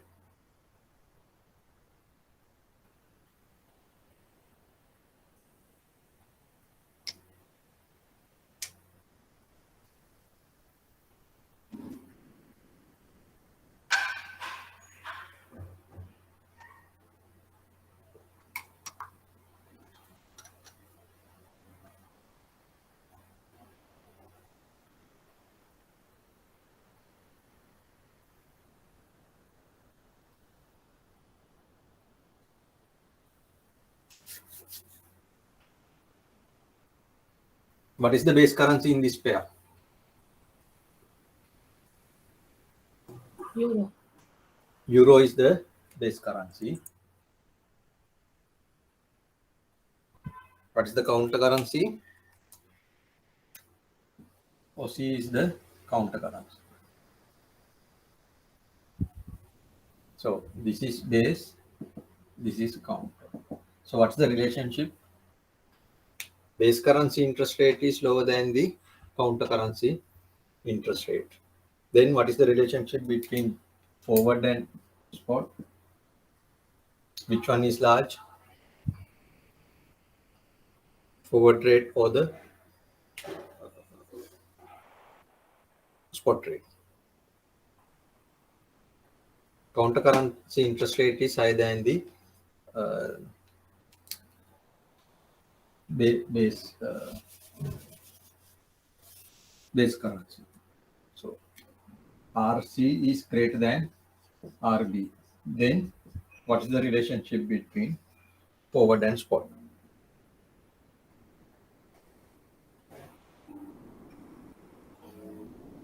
Forward rate is greater than spot rate. Forward rate is greater than the spot rate. So then the stop point should be positive or negative. Positive. It should be positive. So without doing any calculation, you should be able to get to know that. That's why it says here in the fourth bullet point, the stop points are positive. Just by looking at this, you should be able to clear that. Okay, now we'll see how do we calculate the forward rate.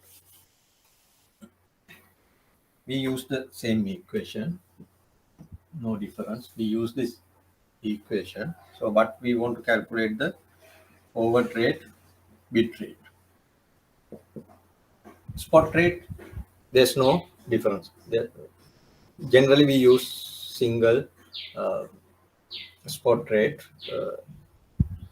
You don't get the bid and offer separately, spot and do the calculation. Generally, we use the mid rate as the spot rate and apply this interest rate difference and get the two different forward bid and the offer. So the spot rate in this case given 1.4095. Then the problem comes 1 plus, say it is 6 months. So then therefore 180 over 360, that is also fine. Divide by 100, that is also fine. What is the rate that you use? It should be counter currency interest rate. But for the counter currency, now you have bid and offer. Which one you take? You take the bid. You calculate the bid. You take the bid rate of the counter currency. So 5.05 divide by 1 plus again.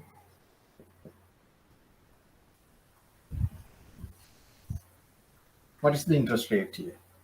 In the base currency. In the base currency, you use the offer rate 1.5. You can calculate the forward rate and take the difference between spot rate, this 4.0, 1.4095, and the calculated forward rate. You would get the forward points or the soft points as 248.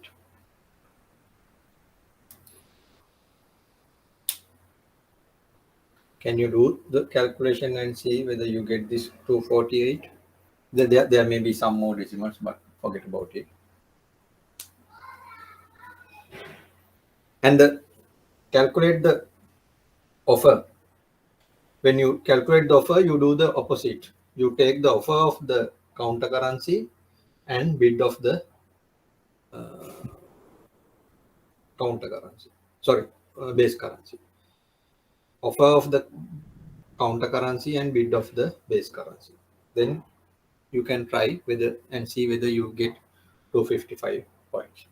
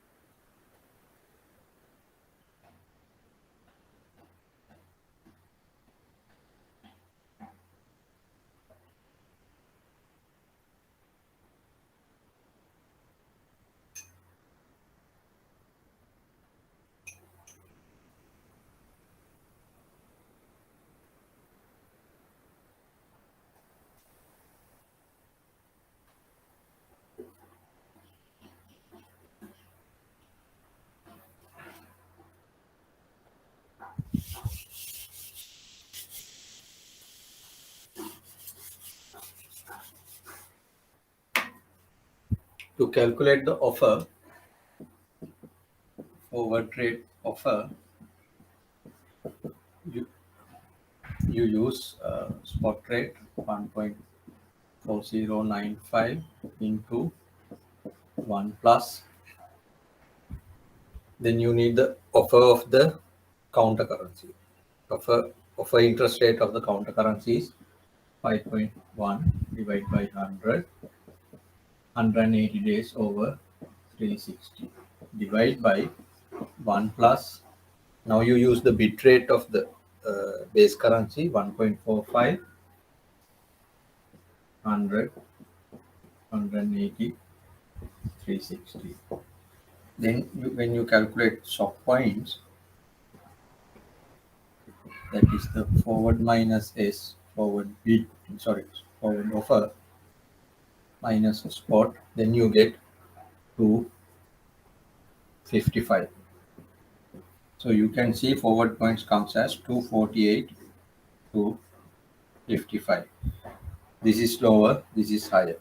You get the correct relationship. This is what we expect when the counter currency interest rate is higher than the base currency interest rate. Forward points to be positive.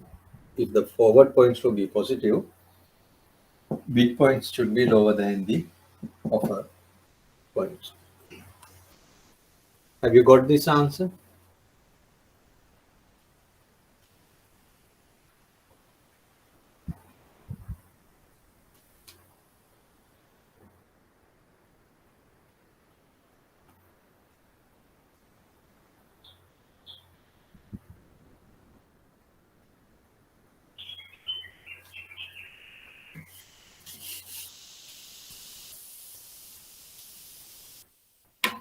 What are the forward trades?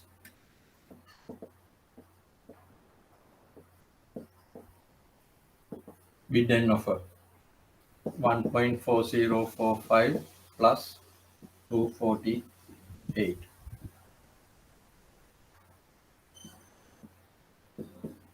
1.4293 to 55.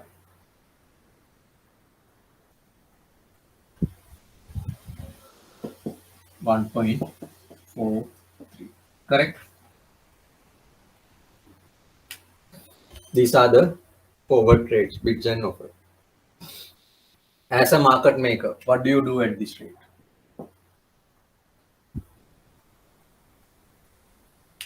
As a market maker, what do you do this at this rate?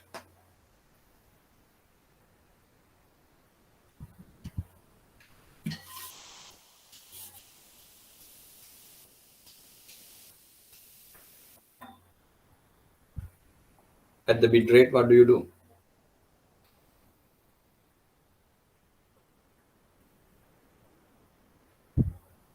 As a market maker, what do you do at this rate?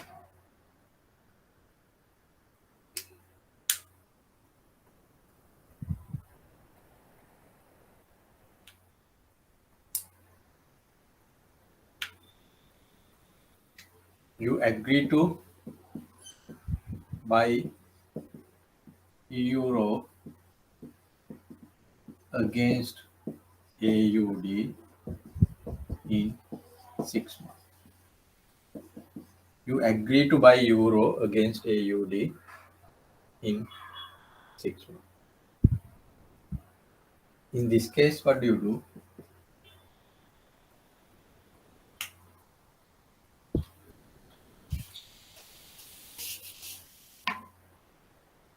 You agree to sell euro against AUD in 6 months at this rate. Market as the market maker, this is what you promise to do or agree to do. So in other words, what does it mean by you buy euro forward 6 months time? That means you lend euro for 6 months.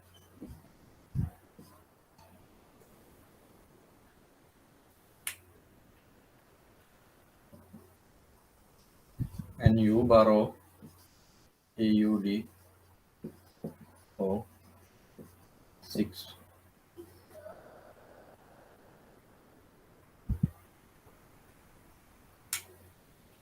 That's what you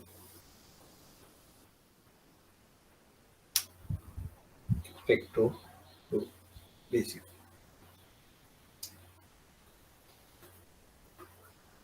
So forget about this part, but at least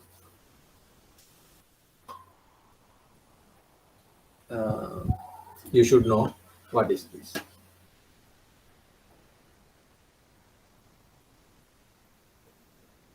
Clear? Any question? If not, we'll move to the next. When the rates are other way around. When the rates are other way around, in this example, AUD USD, AUD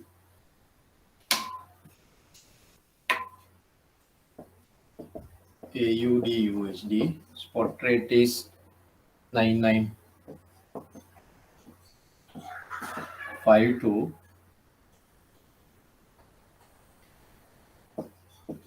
Aussie dollar interest rates are 5.05 and 5.10. Dollar interest rate are 0.46 and 0.5. What is the forward rate bid? What is the forward rate offer? Then what are the forward points bid and forward points offer?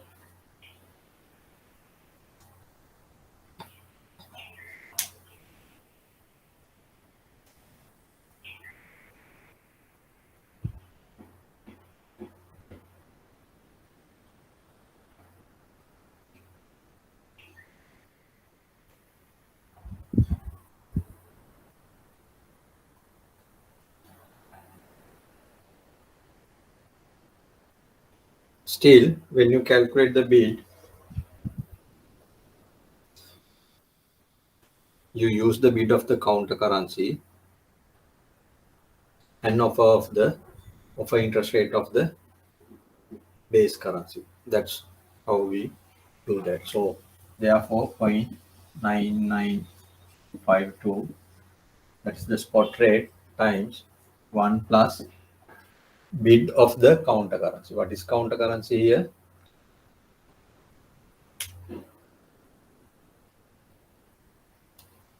What is counter currency here? USD. USD. So bid 0.46 divided by 100 into 180 divided by 360 divided by 1 plus offer of the base currency. The base currency is OC, offer rate is 5.1.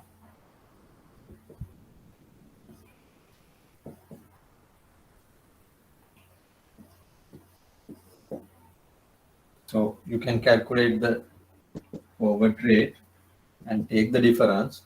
You should get 225 points.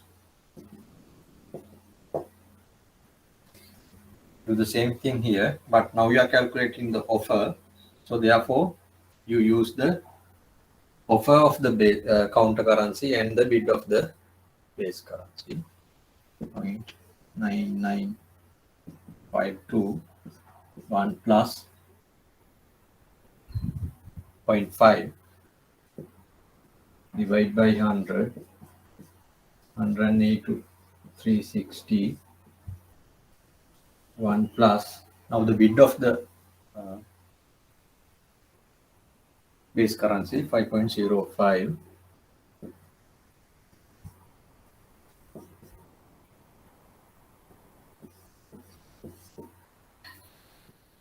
you can calculate the forward rate and calculate the forward points. It comes as 220. Now you can see 225 is higher than 220. Why is that? So the bid stop points are higher than the offer forward points. Why is that? You get, indeed, if once you do the calculation, you should get negative numbers, negative 225 and negative 220. But we ignore that negative sign. So 225, 220. Why is that? You can see the relationship. This is the base currency. This is the counter currency. You can see counter currency interest rate is lower than the base currency interest rates. So therefore, forward rate is less than the spot rate. Then forward points are negative.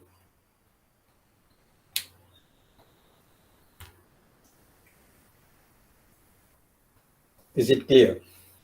The relationship between interest rates of base currency and counter currency, how does it matters to forward exchange rate, or the relationship between forward and spot, then to the forward points, and then how do you calculate forward points bid and forward points offer? Is it clear?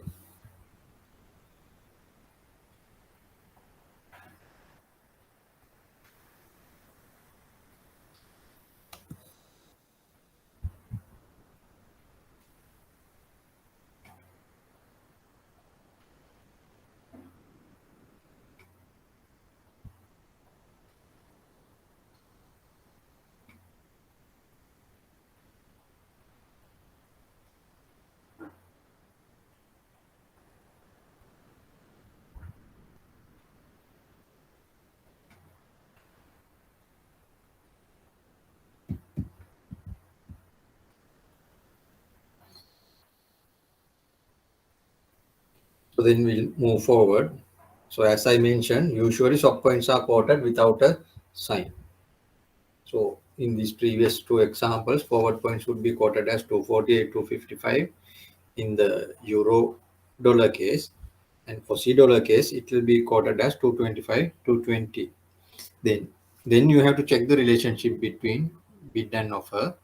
If the bid figure is higher than the offer figure, then you should realize that you should notice that sub points are negative. Bid rate is higher than the offer rate. That means the points are negative.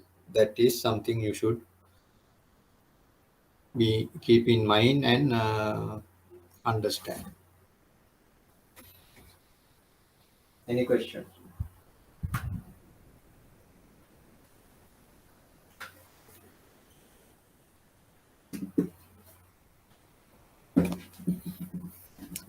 Then we can discuss about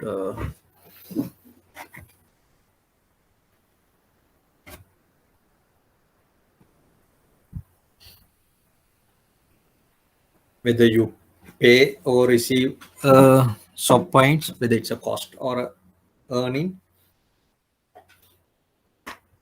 To move that, you should have good knowledge on the sub points calculation. So if you don't have any questions, we'll move forward. So whenever there's a high forward points, that means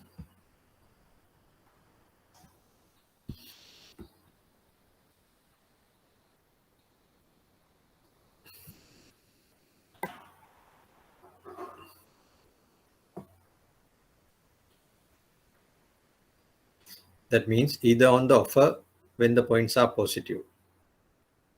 So high forward points, that means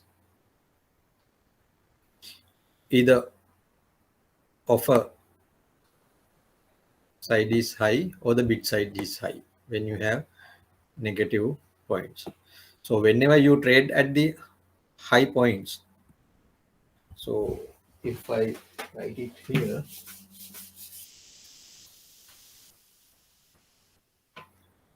it was 288, 248, 248, 255, or 225, 220. Whenever you say you trade on the high side, that means either this one or this one. It reflects a cost to you. It reflects a cost to you. You pay that points. Whenever you, irrespective of whether you are a market maker or market taker, if you deal this side, you pay cost. If you in the negative points, if you trade on the bid, you still pay a cost. On the other side, or the reverse is also true. When you deal on the lower side, that you earn the income. You earn this SOP points. It is a gain for you. So whenever you trade on the high side, that means offer when the points are positive, on the bid when the points are negative. That reflect a cost. When you trade on the lower side, that means bid when the points are positive, and offer when the points are negative. That reflects an earning. So that's the basic again that you have to remember. So then we'll come to swap transactions with short dates. So I mentioned earlier, if you can remember at the beginning, so I mentioned that it can be generally spot and a forward transaction, combination of a spot and a forward transaction. But there can be short date swaps like these. I have explained this earlier in money market also. Overnight swaps. That means you buy today and you sell tomorrow. Then the other party sell today, buy tomorrow. Tom next means you enter into the transaction today, you settle the first leg tomorrow, second leg day after tomorrow on the spot date. Or spot next, you enter into the transaction today, you settle the first leg on the spot day, and settle the second leg day after the spot date.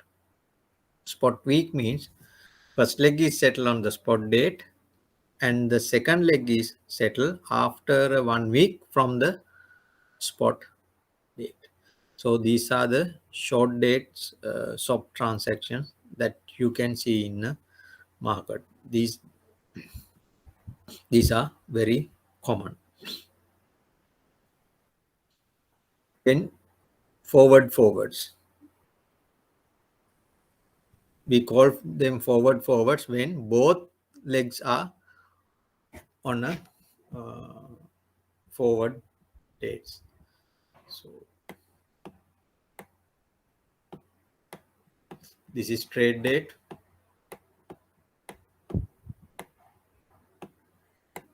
This is spot date. This is forward date 1.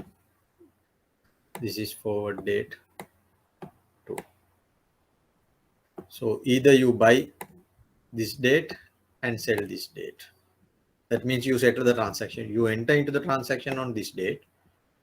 You enter into the transaction on the trade date, but you agree to settle the first leg on a future date, which is beyond spot date. You buy here and you sell here, or you sell here and buy here. So these are called forwards. Generally, we denote it like this. 3 into 6 forward means from the beginning it's 3 months. This period is 3 months. And this total period is 6 months. So then in between these two, it is only 3 months again. That's how we denote the forward transaction. We use the same notation in interest rates as well. Interest rate forward forward rate agreements as well.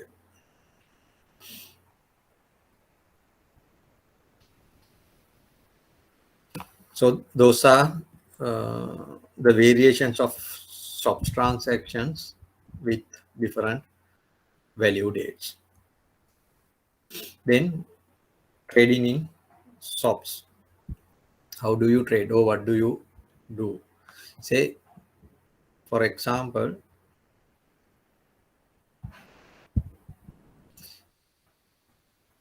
these are the quotes. Market maker has quoted these two on Euro Aussie exchange rate, 248, 255. What does it mean? Market maker is willing to sell Euro and buy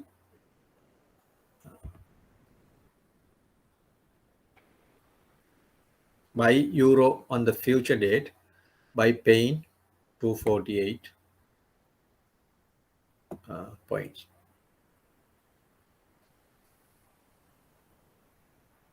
Or he is willing to buy Euro today and sell Euro future by receiving 255.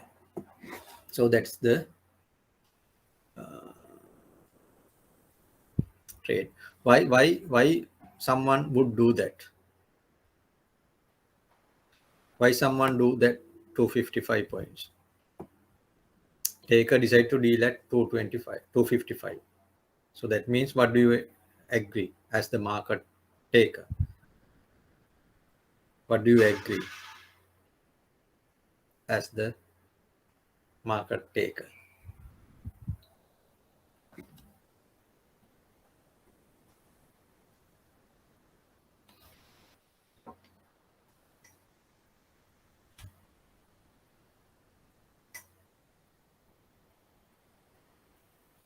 You agree to sell Euro today and buy Euro in future. You are happy to pay 255. You are happy to pay 255. Why? You think this paying 255 points is cheap, or the interest rate may change and these points would go higher in the future. Then you can do a reverse transaction, forward transaction, and make a profit. So that is sort of speculation. You expect interest rate to change. Okay, if this 255 to move into 260, what should happen? Which interest rate should move and which direction? In the Euro AUD pair, there's positive relationship. To swap points to go up, what should happen? Counter currency interest rate should go up, or base currency interest rate should go down, or both can happen. So if that difference is widened, then swap points will increase. That will give a benefit to the sell by trader. So he is expecting that to happen. So he will do a transaction like that.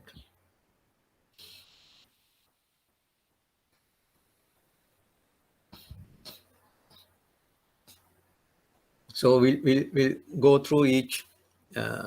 So when you trade swaps, if you trade on the bid, that means on the bid means we trade on this.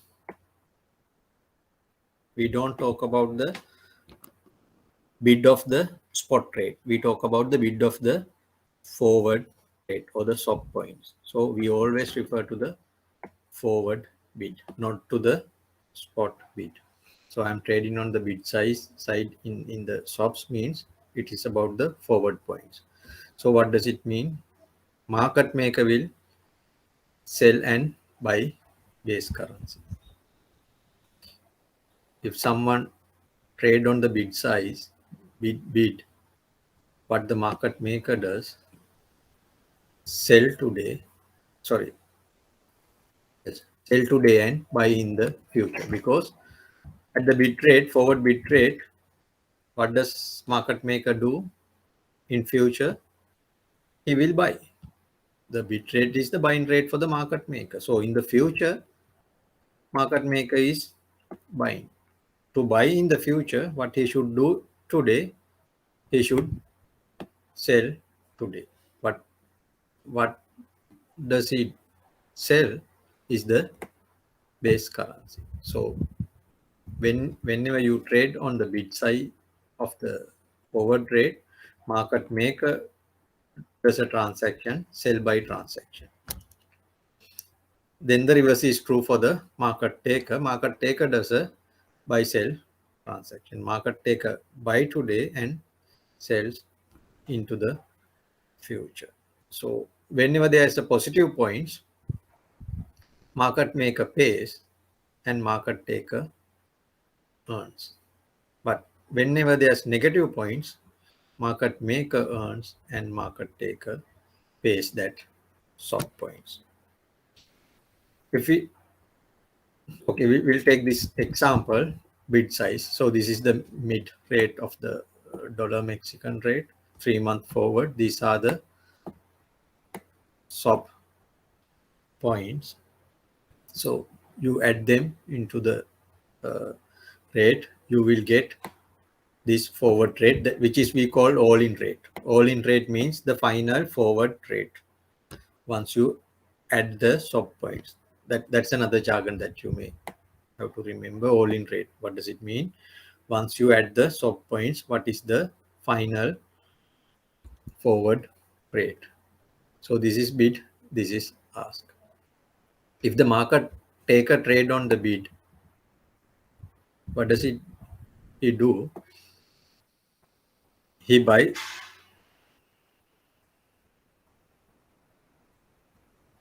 market taker. So it is here market taker, not the market maker. As a market taker, what do you do on this bid side, trading on this bid side? What the market taker does, buy the base currency today. Buy base currency today. What is the base currency in this pair? It is the dollar. So on the spot basis, market taker buys dollars and sell dollars on the forward. So that's why you trade on the bid. You sell as the market trade taker, you sell at the bid rate, not the offer rate. So you sell in the future. Then you earn the swap points of 0.0973 as a market taker. So market maker pays that 0.0973. So this is another example. In euro, you can see again the 3 months forward points are given. So all in rates are like this. As the market taker, what do you do on the bid side?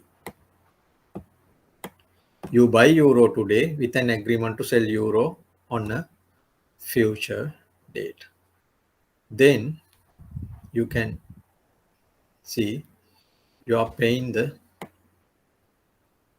swap points. This 3.6. So we'll move to the offer side. What does it mean by trading offer side? Again, we always refer to the offer of the forward rate, not the spot rate. In the offer side, market maker buy today and sell forward. The reverse is true for the market taker. Market taker sell today and buy in the future. That's why he is trading on the offer side of the forward trade. In the future, market taker is going to buy. So when you do that, as the market maker, when the points are positive, you earn. When negative points are negative, market maker pays the premium or the points. As the market taker, when the points are positive, market taker pays the points, and when the points are negative, market taker earn that points. That's what happened. So this is again an example, two examples.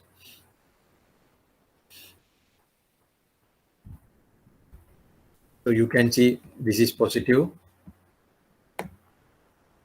points, and the next one is negative points. So you can see when the negative points are there, you earn. So you earn points. When the positive points are there, you pay soft points. If you trade on the offer, what do? You sell base currency today and buy base currency in the future as the market taker. By doing so, when the points are positive, you pay soft points. But when the points are negative, you earn soft points. So that is something that you should know to trade in softs. When are you paying soft points and when are you receiving soft points? So basically, you should have we want the interest rate, whether interest rates will go up or go down, and which currency in the pair that you consider, corresponding pair. What are the interest rate? What would happen to the interest rate in the future? Then what would happen to the soft points, whether it increase or decrease? Then whether you want to pay that or whether you want to receive that. Based on that, you should know whether to trade on the offer side or whether to trade on the bid side. If you are to do trade to make profit speculative, but if it is for hedging purposes, then it's a different story. You better focus on that, your hedging requirement, and do the transaction accordingly. We will come to that later. Then how do we calculate the profit or loss through swap trading? First thing is you need a offsetting swap trades. That means if you have done a buy sell transaction, to offset that you need a what transaction? You have done a buy sell transaction. To offset that, what do you need? You need a sell buy transaction. You do the opposite of the trade. You enter into a transaction, buy sell transaction with one party, and you enter into another sell buy transaction with another party on the same currency pair. Then again the spread will give you the profit. So here we are going to consider this situation and how to calculate the profit of a trade, assuming the spot rate remain unchanged. Because if the spot rate changes, the story will be slightly different. So we are going to discuss a scenario when the spot rate remains unchanged, a party does two transactions offset each other. So here we consider this ABC bank as a market maker enters into two trades in Euro USD. First one is 3-month buy sell swap with big bank for Euro 10 million. The second one is again, see, same maturity 3 months, but sell buy, opposite of this transaction with another party. It doesn't matter, but same amount in the base currency. Spot rate is 1.3792 points are 3.6, 2.5. The previous points what we used.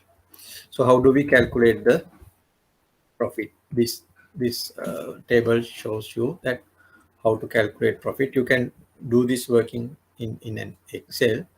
So first thing, with the big bank, it's a buy sell.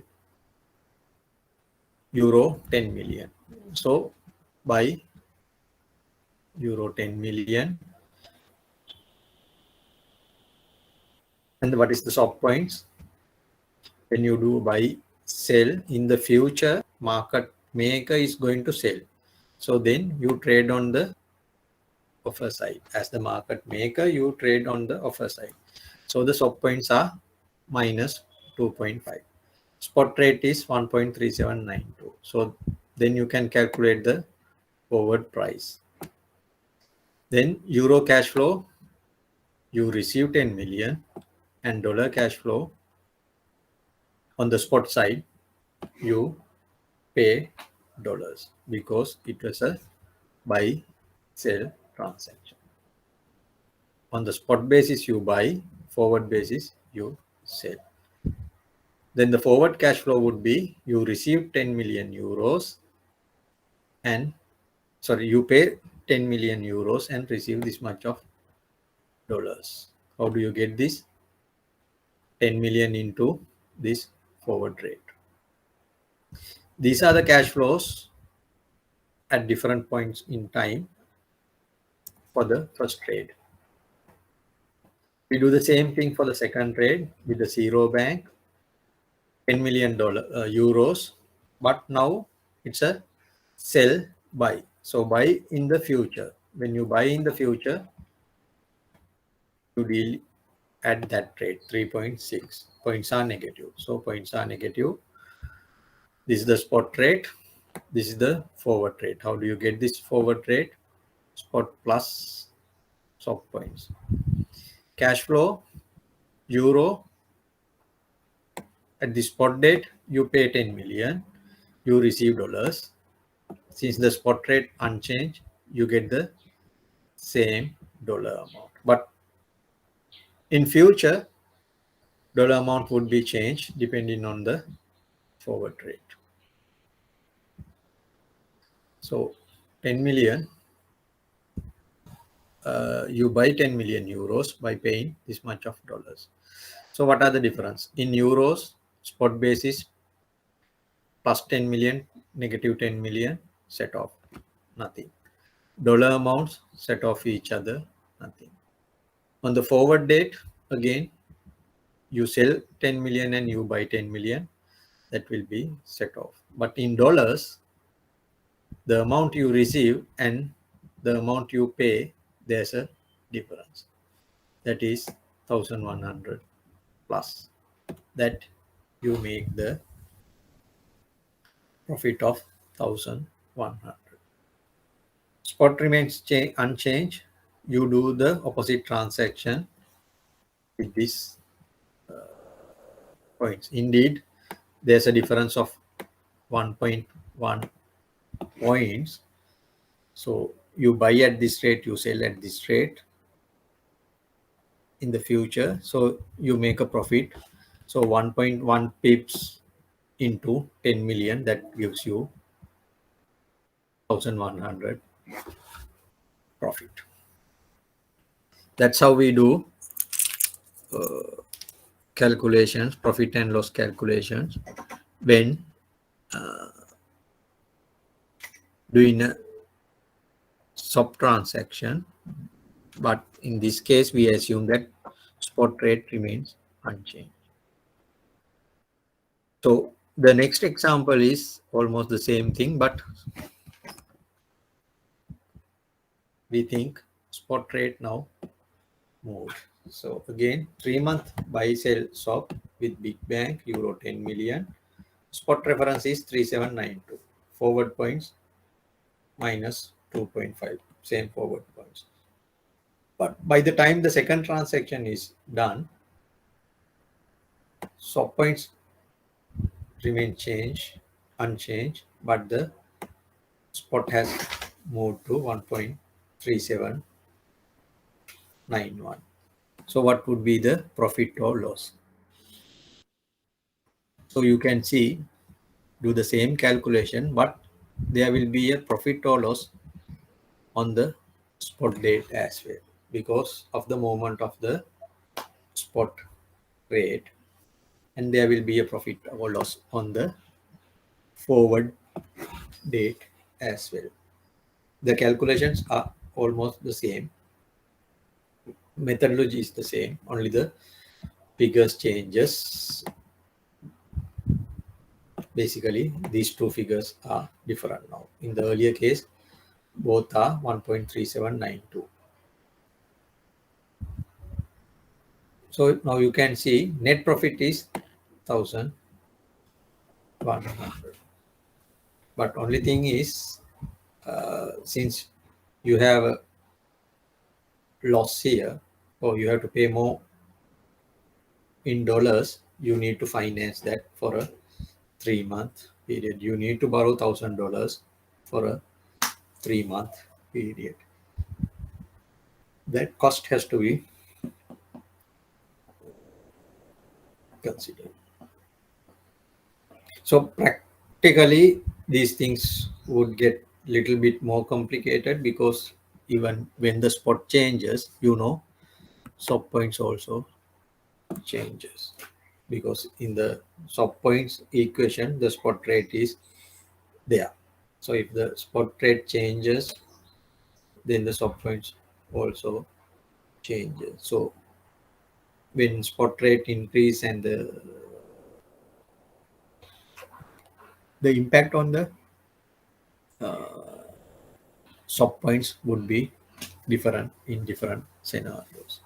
So try to do that in different instances. When you have positive sub points, assume what would happen.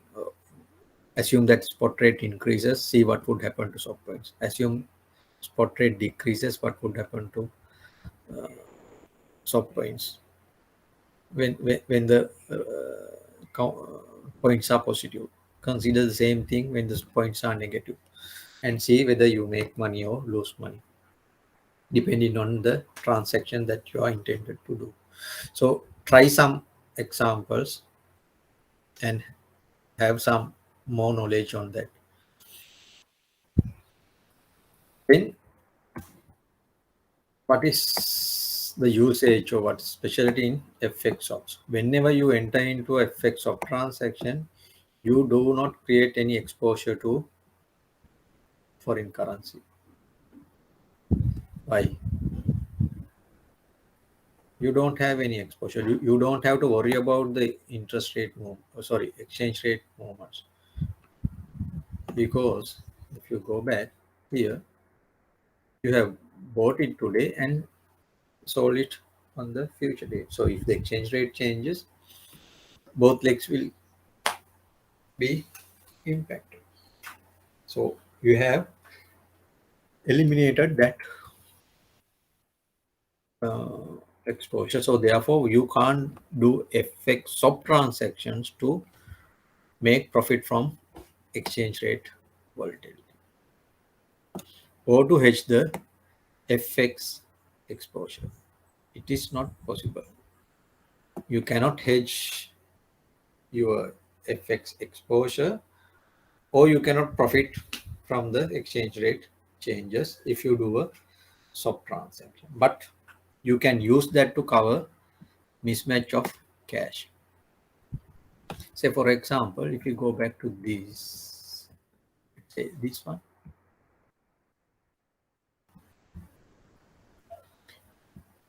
why would the big bank enter into this type of transaction?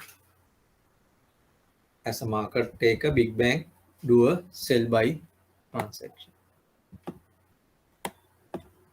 Sell euro on the spot basis and buy euro on the forward basis. So the reason may be the big bank has euros today, but there's a requirement for dollar today, but no dollar flows. but in 3 months time there will be a dollar flow.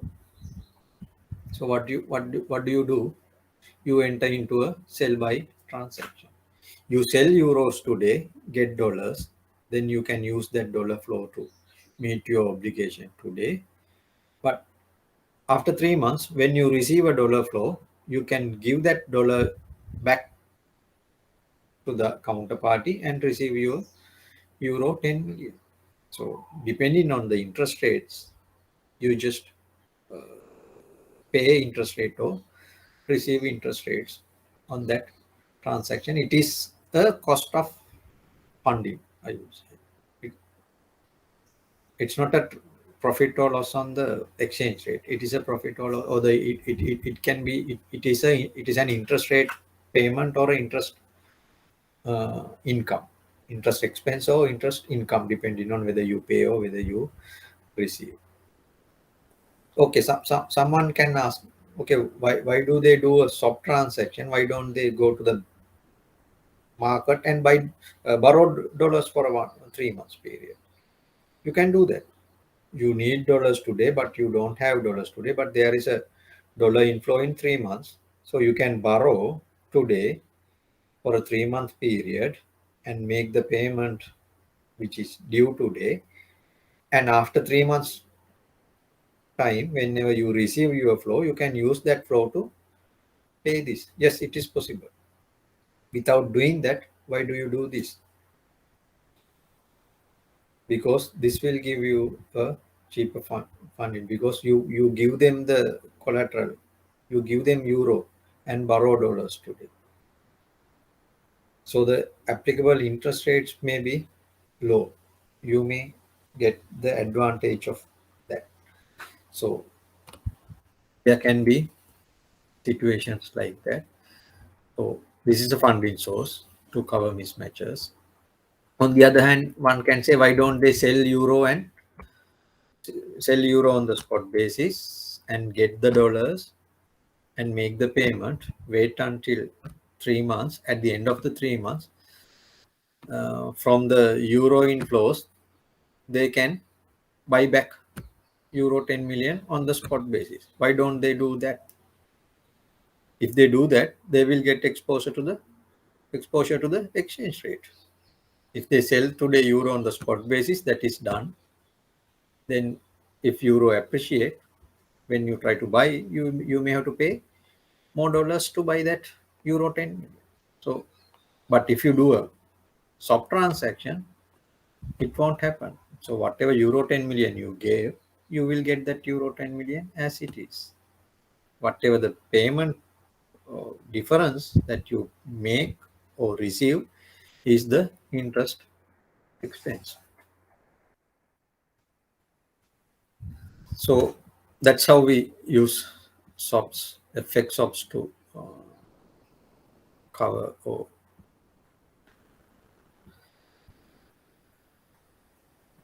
our positions. Then so that's why again it says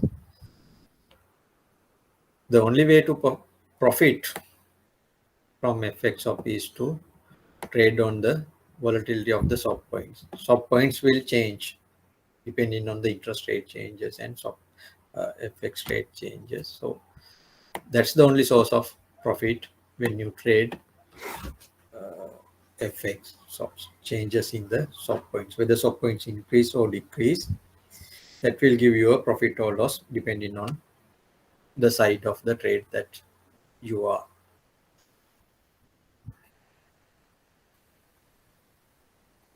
So since swap points are function of interest rate, you can see that in the equation. So swap points is a function of interest rates. Whenever the interest rate changes, swap points changes. So therefore, FX swaps can be used to trade the interest rates as well, interest rate volatilities. But it's relative, not just a single volatility of in a single interest rate. That means only dollar interest rate. No, it can be. It is the difference between euro and dollar interest rate of euro and interest rate of dollar, or interest rate of dollar and interest rate of rupee. That volatility can be traded through swaps transaction. So that's all about that I want to discuss about FX swaps. If you have any questions, please ask. So next week we'll start the next topic. It is basically about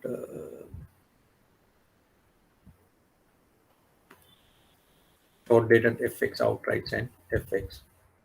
So this is something what we discussed, but we'll go a little bit more into details on this. How do we calculate the short dated swap? How do you price it? How do you decide the rates? So what we discussed so far, to price the swap transactions with spot leg and a forward leg. But there can be transaction, as we may discuss earlier, overnight, Tom next, spot week, or something like that. Spot week is simply a spot and a forward one. Spot next also, but especially these two, overnight, Tom next, and things like that. How do we do pricing or decide the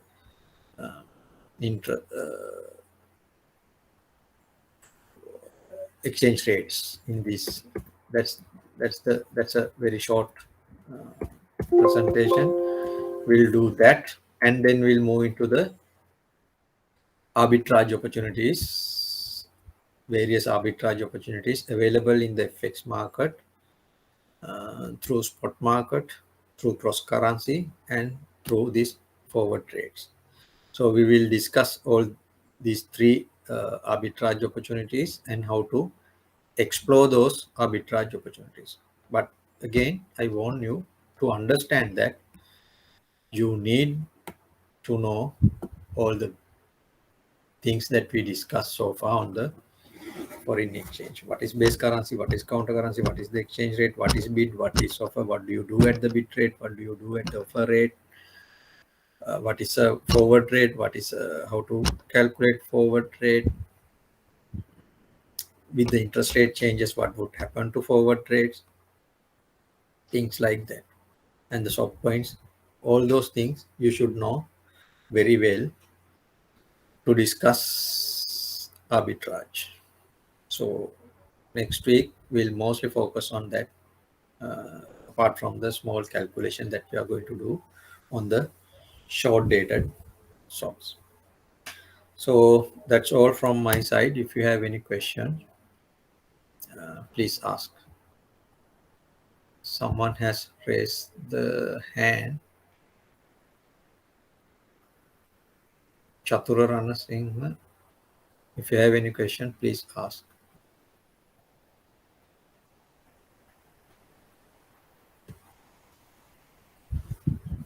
Also, I don't have any questions. Okay.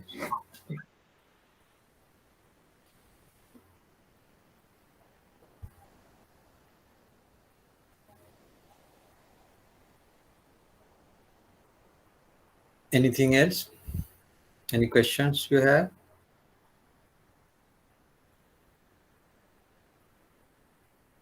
Okay, then if you don't have any questions, we'll stop here. But again, I remind you, when you come to the next class, please revise the things that we discussed on the foreign exchange. It will helpful definitely to continue with the topics that we are going to discuss next week. If you don't understand those, when I say we trade at the bit of if you cannot understand why and what are we doing, then it will be a problem. So therefore, please do revise and come back. Okay, then thank you very much. We'll meet next week again. Thank you, sir.